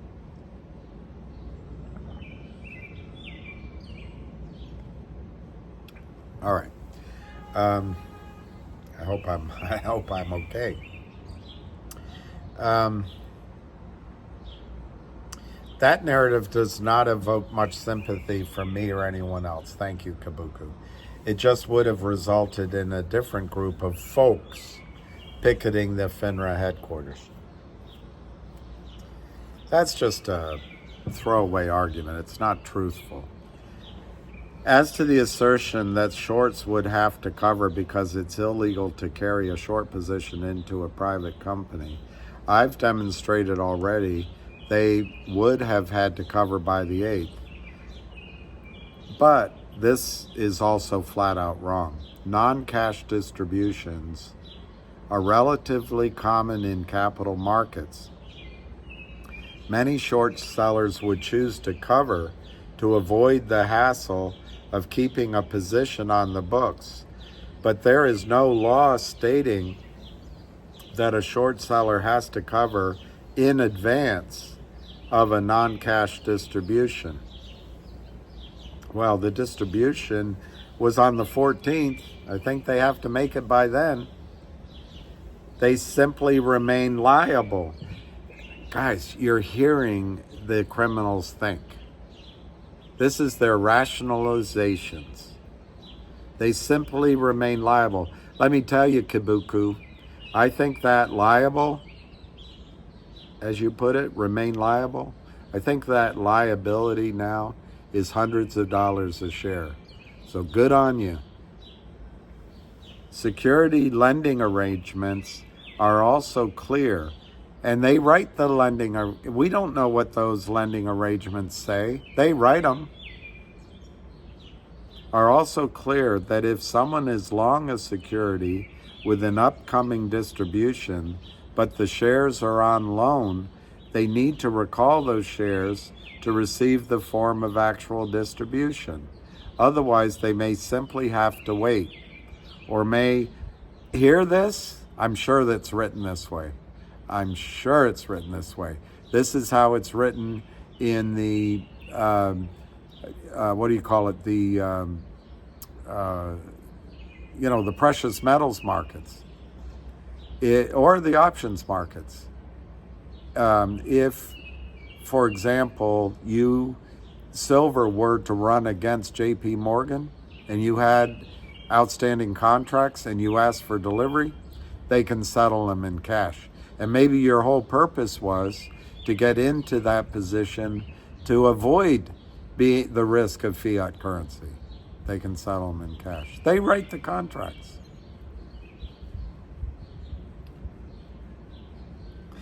This is long now, and I might do another short video. I misunderstood what side he was taking, but they're laying out the arguments which are going to be put forth by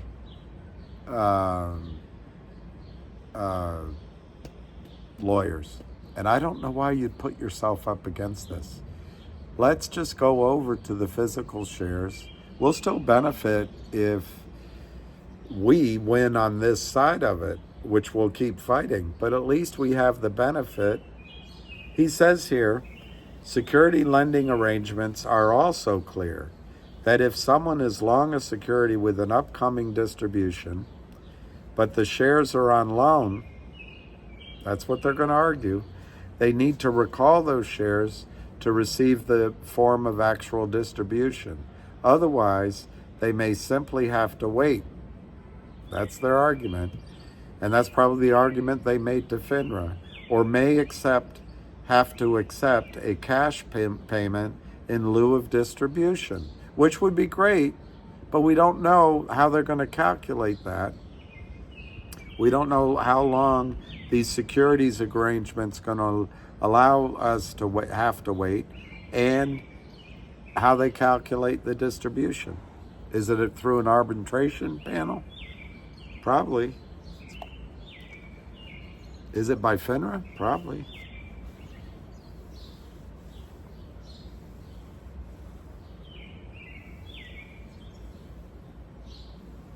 All right, so then he quotes the MMTLP FAQ, which FINRA put out on this point. Should be visible even through tears of rage. Guys, please move your shares over to the real asset so you don't have to listen to jerks like this. So one of the facts, 9, what happens if the short position in MMTLP were not closed out before FINRA halted trading? This is what FINRA says. Broker-dealers have operational conventions in place for adjusting short positions following a corporate action. In this instance, FINRA understands that firms have adjusted short positions in MMTLP to reflect an equal size short position in Nextbridge. i.e. an account with a short position of 100 shares of MMTLP now reflects a short position of 100 shares of Nextbridge. In other words, the corporate action did not compel short positions to be closed or extinguish any obligations associated with outstanding short positions. Okay, let me translate that. Let's take them at their word, that it didn't compel short positions to be closed. If that viewpoint survives court and a judge goes along with it,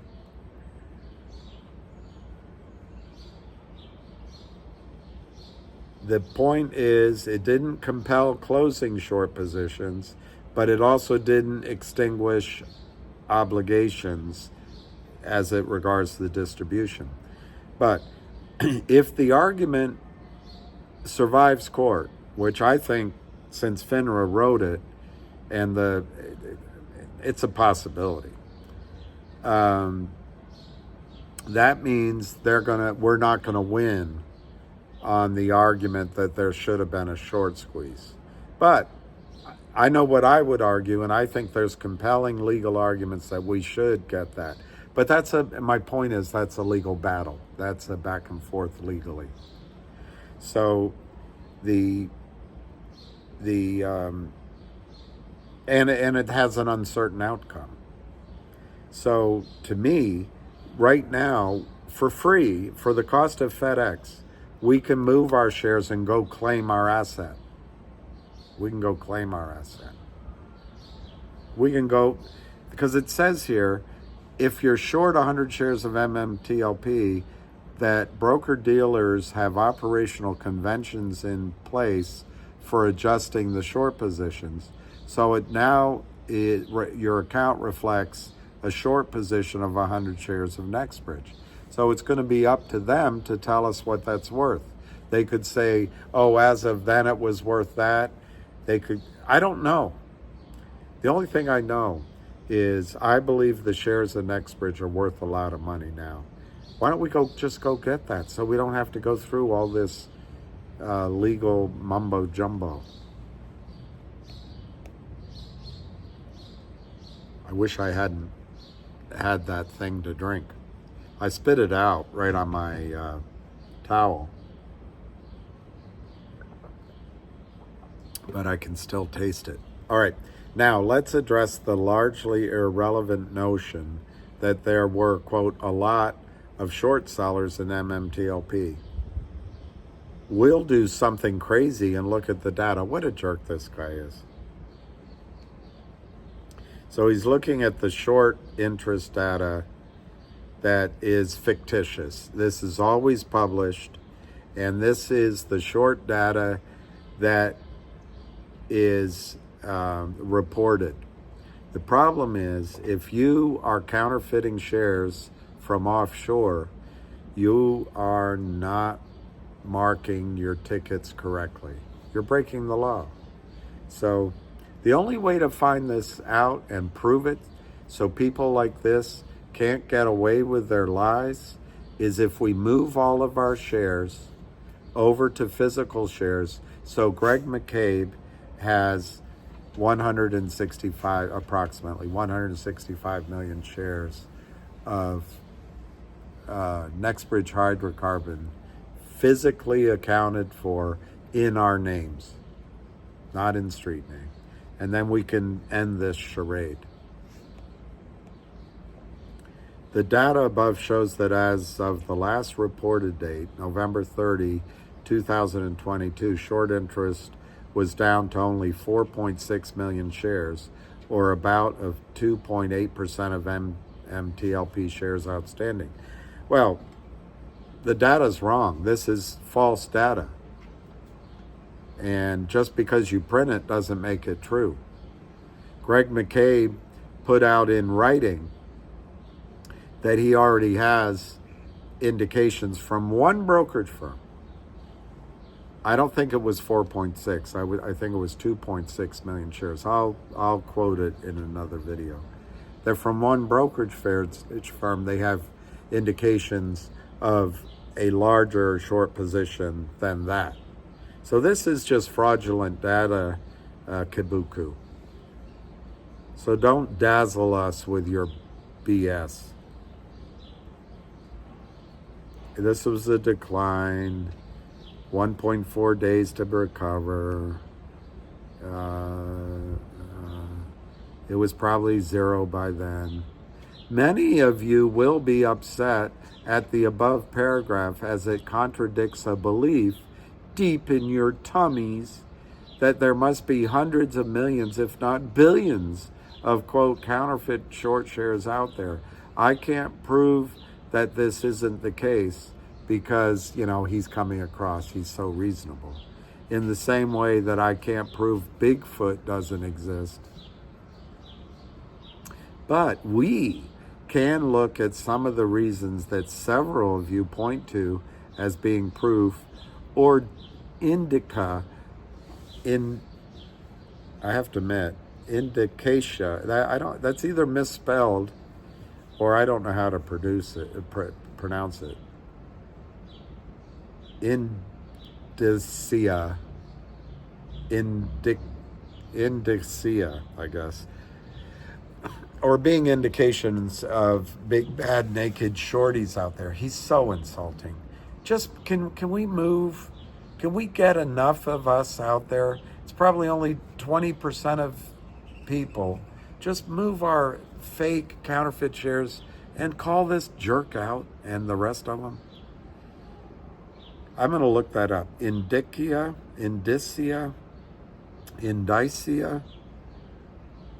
I'm not sure it's a word, but it must be if he used it. I just don't know how to pronounce it. An oft-cited trope that many of you are hanging your hats on is that the daily short volume on MMTLP and many other securities were evidence of massive short selling activity. And since this massive volume does match up with the twice monthly short interest reports, it must be naked or counterfeit. Unfortunately, this is attributable to misinterpretation of the data. This is what they're going to argue.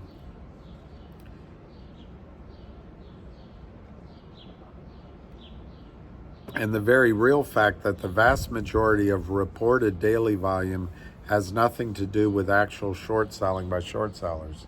It's simply market mechanics of how trades are executed. This is what they're going to argue. Now, a lot of this is true.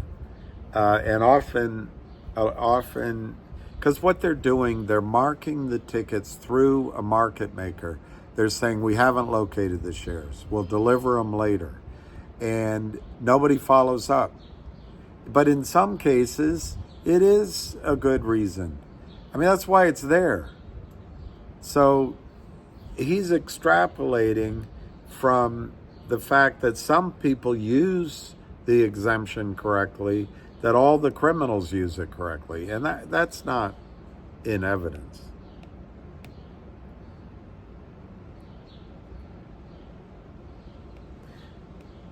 The truth is more important than facts, Frank Lloyd Wright said.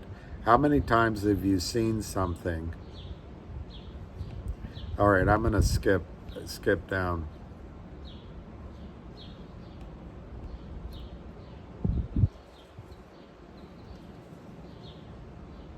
Okay, so this is a quote that from OTC Markets, which is just a joke of an exchange. And this is from OTC Markets. As a result, a stock that has little directional short selling and healthy bona fide market maker buying and selling will potentially show large daily short volumes, according to the criminals. Well-intended folks may point to the short sale daily volume file data without understanding how trades are processed by market makers and reported, and may end up misleading investors as to the actual magnitude of general short selling and where it's coming from. Okay, if so, why doesn't FINRA report the data differently? Number one. Number two, if so, why is there a problem with the delivery of the real shares of Nextbridge in this case? If there's no problem, it should be handled. What I'm afraid of is I heard that the street is saying we will deliver whatever anyone asks for. I'm afraid of they've convinced the system to give us these IOUs based on the contracts, and then they'll settle in cash, which is fine. A lot of us want cash, but who determines that cash value and when? Who determines the harm and when? I'd much rather own real shares so that the determination of my shares value is the oil in the ground, proven and producing. Okay, so OTC Markets goes on to say, as a result, a stock that has little directional short selling, he just put it, he just reprinted the same thing twice. I was both saddened and bemused, he's a Brit, to notice at least two of the lawsuits filed regarding MMTLP are also using this misinterpretation of daily short value as foundational arguments. Well, I'm bemused by both your arrogance and some glaring holes in your argument. I already know that some of you may be thinking, quote, it's not the shorts then, it's the market makers. It's the market makers. Use their market maker exemption to hold us down. Yes, we have video proof of that. We have, Ham Short Killer introduced Wes Christian. Ham Short Killer introduced Wes Christian to the MMTLP situation. And we're going to have evidence. All right, so then he puts Reg Show here, and he ridicules you. Then he goes on, I'm steering clear of the more extreme conspiracy theories about market making, but will simply note that the market maker exemptions described in Reg Show are very narrow and can be utilized for only a brief period of time, and practically often mere seconds or milliseconds. Yes, that's the intent. No one's enforcing settlement, after which a borrow must be secured or a position closed out. Absent this requirement, a market maker would have a growing liability to the clearing agency, which would then be required to take action. Below is a summary of Rule 204 closeout requirements from the SEC. I've done videos on this. Of course, my videos aren't professional, but let's really read it. From the SEC, Rule 204, closeout requirements. Under Rule 204, participants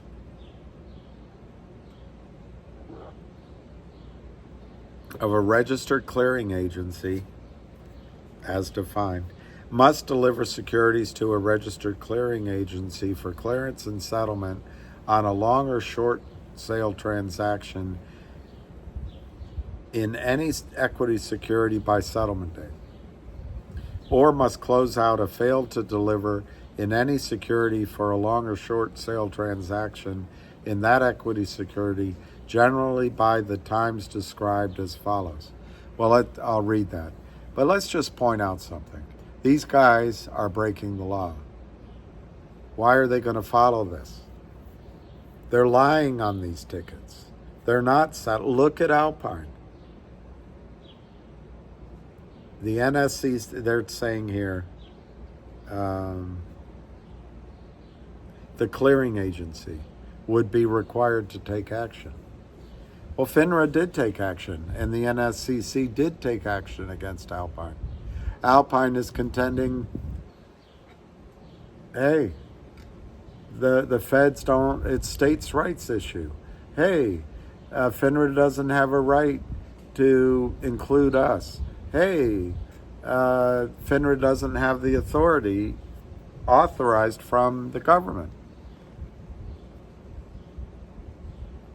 It's not clear that there's any clearing agency, as you put it, Kikabuku, who is taking action. Yeah, maybe you're right, they're required to take action. There's no evidence that anyone is taking action.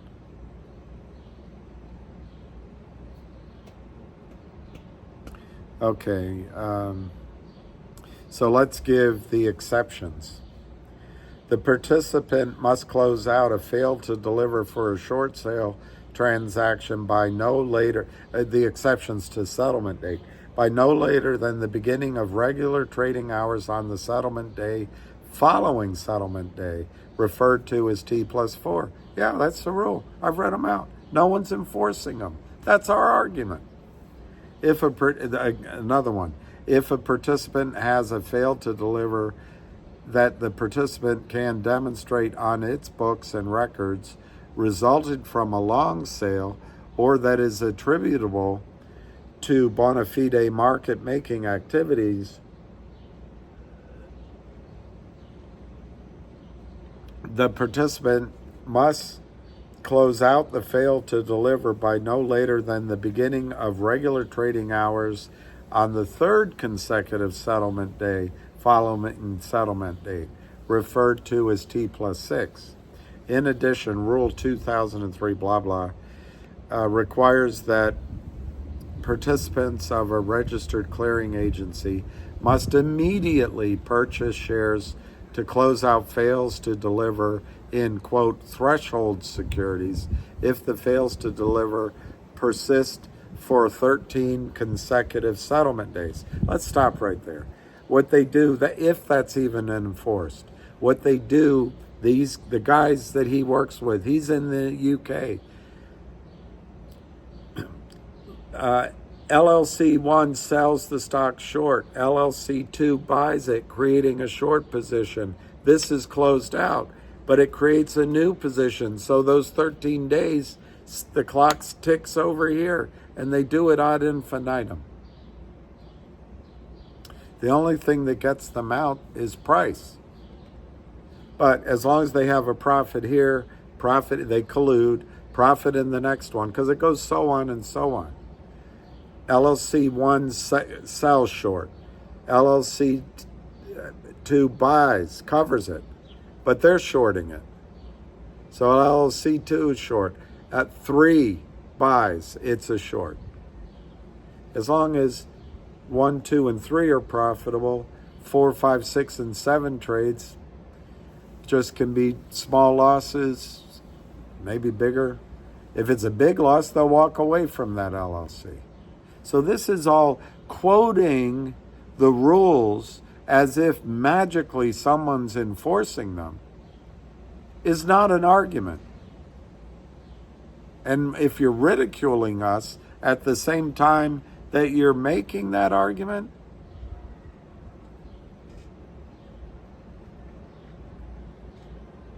all you're doing is saying, ha ha, I got away with it. That's all you're doing. You're committing the crime, and then you're saying, look at the rule book. I can't commit the crime because someone will come enforce the rules. Well, you're buying the cop. I'm not even saying it's a circular argument. It's an argument with so many holes in it. You're asking us to trust the rules while you break the rules. You're asking us to believe that someone is enforcing them when you have corrupted the system. It's interesting.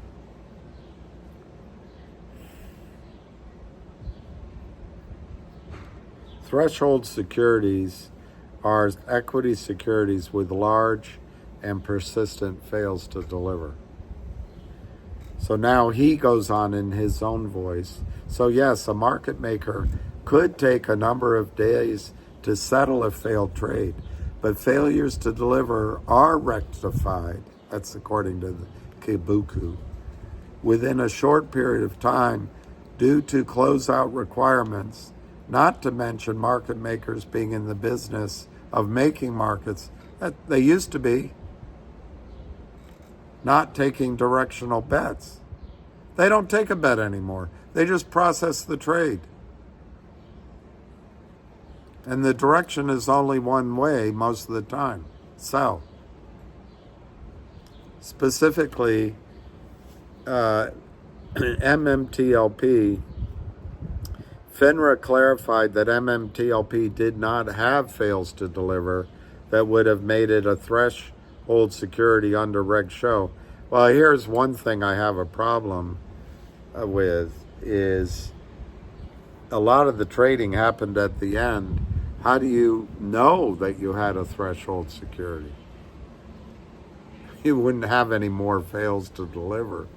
You wouldn't have, it's over with. So you move from LLC to LLC, it'd be hard to prove.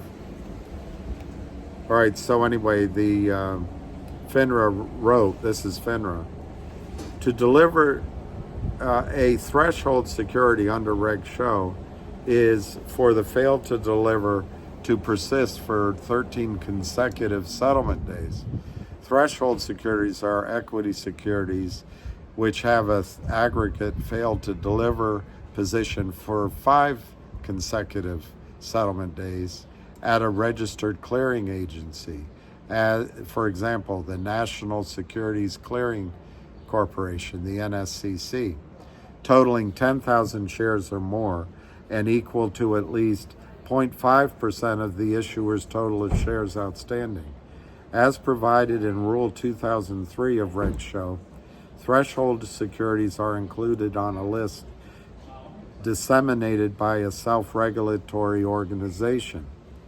Although as a result of compliance with Rule 204, generally a participant's fail to deliver positions will not remain for 13 consecutive days if, for whatever reason, a participant of a registered clearing agency has a failed to deliver position at a registered clearing agency in a security for 13 consecutive days. The requirement to close out such a position remains in effect. That's from the SEC.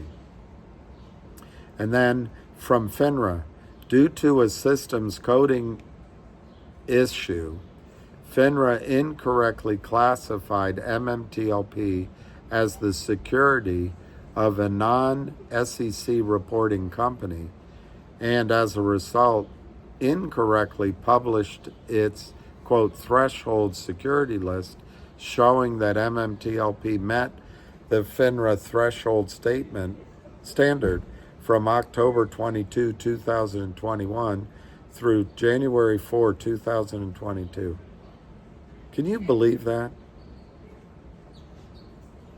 3 months, 4 months? They corrected afterward?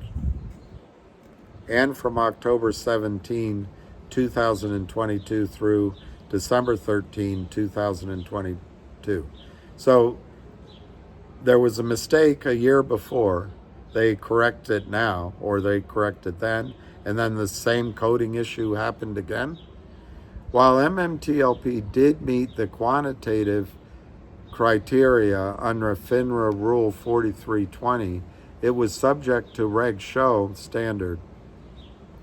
Instead, because MMTLP was issued by an SEC reporting company, since it began trading in October 21, MMTLP did not have fails to deliver of the size or duration that would have rendered it a threshold security under Reg Show. Wow, wow, wow. That's not our argument. It's part of our argument, But our argument is the whole reason that they fraudulently got MMTLP to trade is to hide the enormous counterfeit position that this guy probably is part of it, created in Torchlight Energy, and then in MMAT, but then they were trapped by MMTLP. So they got it to trade, and they moved over the shorts. And they're hoping it's going to go bankrupt. It's not going to work. And therefore, it was an error for FINRA to publish it on the threshold securities list. FINRA has now removed MMTLP from the threshold security list. Do you see what I'm telling you? They can use any screwed up reasoning. They have lawyers, they have the money, and they have this power of their argumentative selves to come up with it. Just please move. It's there. It's there for the taking. Go get your real asset. Just in case this stuff wins, go get your real asset. All right, then he starts writing. As an example, supportive of FINRA statements, I pulled the failed to deliver data for the active second half of November 22. FTDs were minuscule as a percentage of 165.5 million MMTLP shares. Okay. Source, SEC failed to deliver data. Keuniko calculations. Yeah, but the short position, the counterfeit position, the cheating, the lying went on for years. And the whole thing is you move it over. Lastly, let's briefly touch on this fake QSIP nonsense. Many seem to be claiming they don't have real Nextbridge shares. We don't. I do, because I moved them.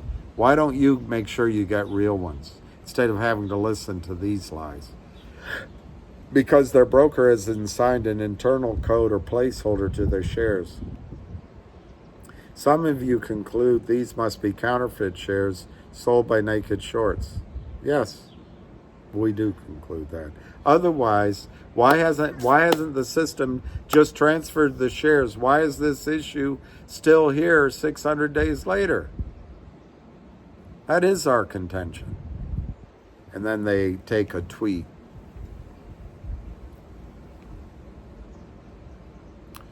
Robinhood, Webull, Wells Fargo, and he covers over the data I can read you.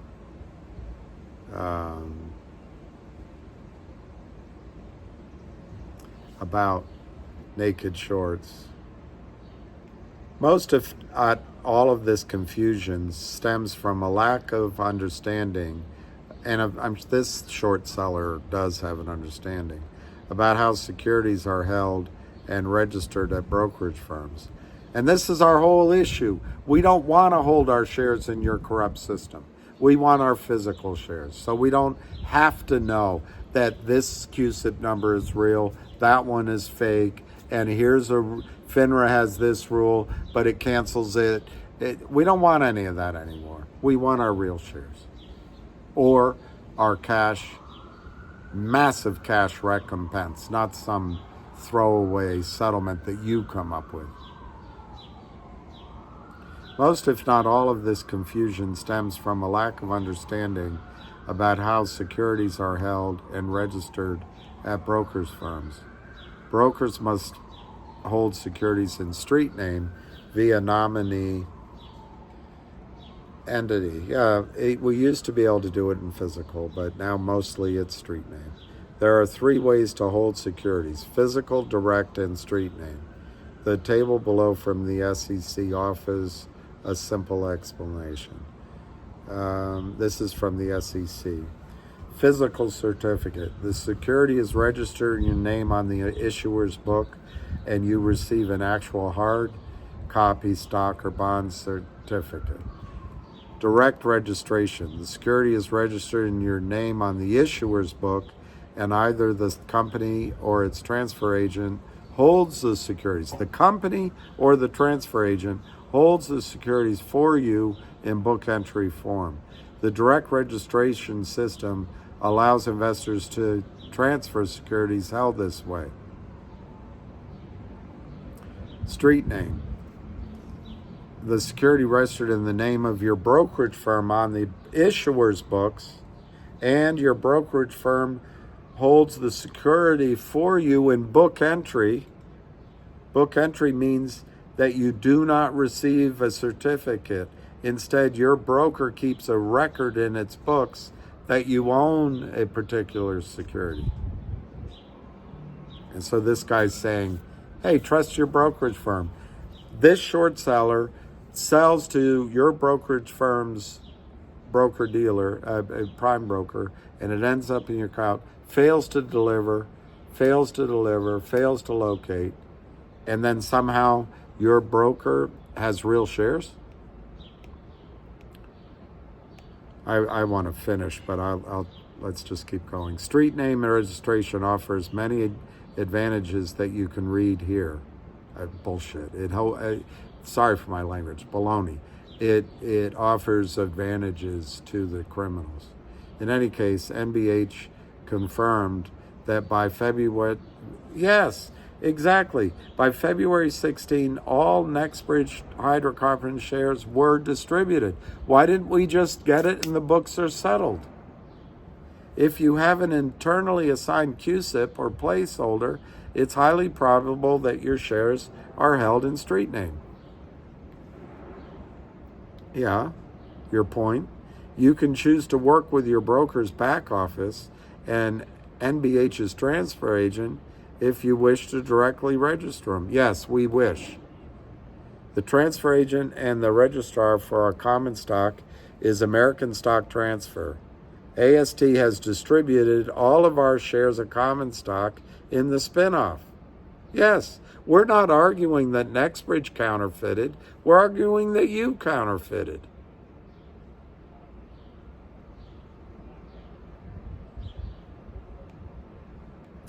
One thing I do believe he's writing is that FINRA would have been well advised, he's such a pontificator, to announce the trading halt on December 6th. Yeah, no shite, Sherlock.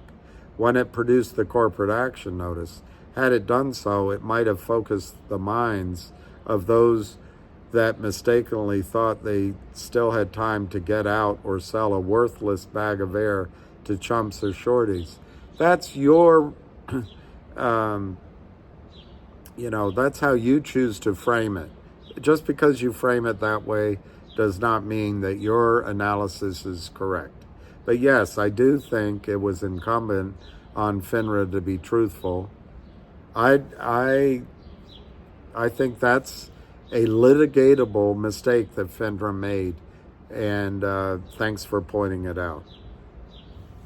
Had it done so, I believe the net result would have merely been increased incremental selling pressure. This is an argument they're going to make, everybody. They're going to argue that the selling pressure would have been worse, and so that $3 closing price should have been worse. They're going to argue for a settlement price that the criminals pay that is going to be so small, and they're going to have Gibson Dunn arguing it for them, and multiple attorneys. Please, please, please, move your counterfeit shares into real shares at Nextbridge Hydrocarbons. Move to the good guys' side so you don't have to deal with this lying, devilish crew. In conclusion, if you feel that you've been done dirty, you really only have yourself and possibly some people that fed you misinformation to blame. You will not get 2 days back. That's true. You will not get. Stop listening to people that tell you that. You will not get 2 seconds back. That's true. You have everything you are entitled to. Non-trading share of Nextbridge, which I hope works out for you. What an arrogant jerk. Yeah, exactly. That's what we have, a non-trading share of Nextbridge, which I think is very valuable.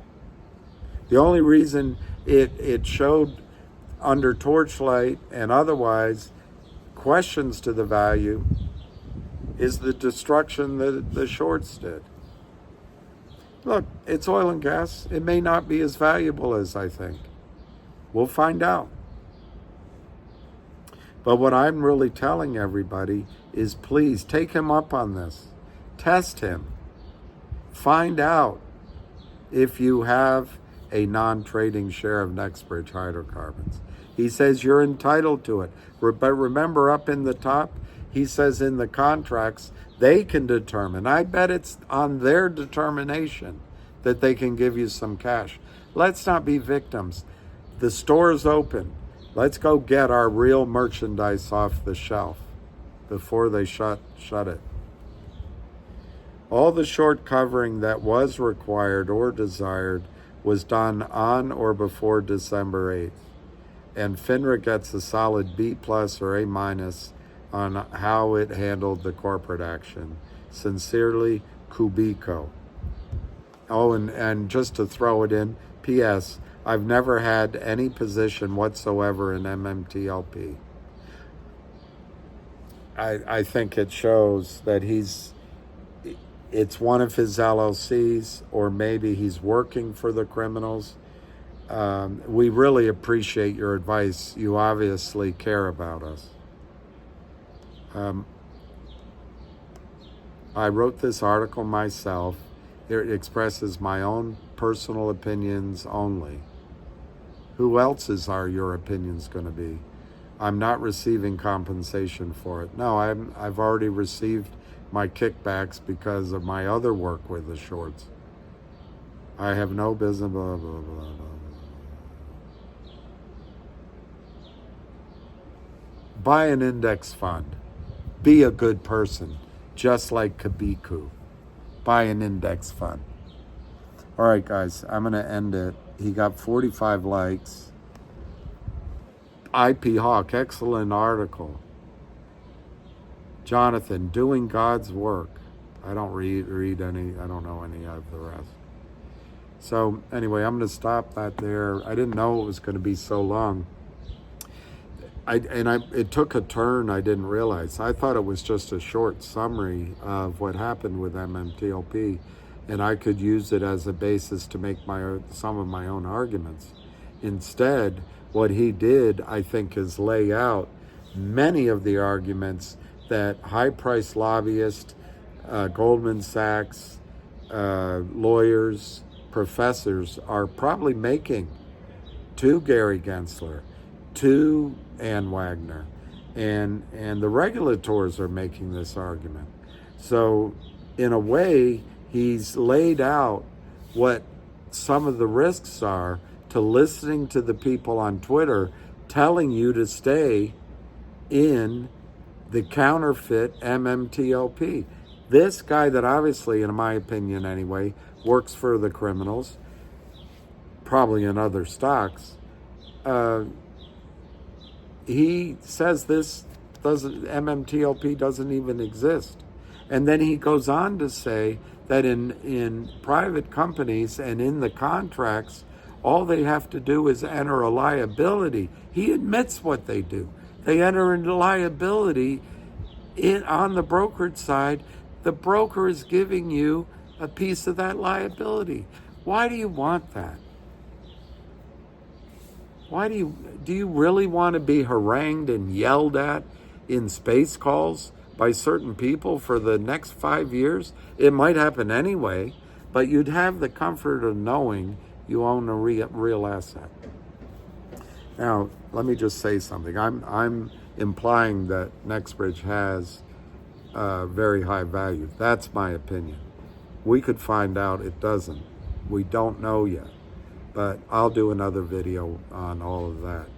I am highly confident that Torchlight principals could not have put out their presentation, and the news that Nextbridge has put out all imply value. Just how much, we don't know. But they can't misinform because they go to jail. The criminals, the people on Twitter, And people like this can misinform, twist information, and they don't go to jail. So anyway, I'm going to leave it at that. Go enjoy the day. Wow, very long call. I don't know what I'm going to title it, but happy, is Father's Day is coming up. Happy Father's Day.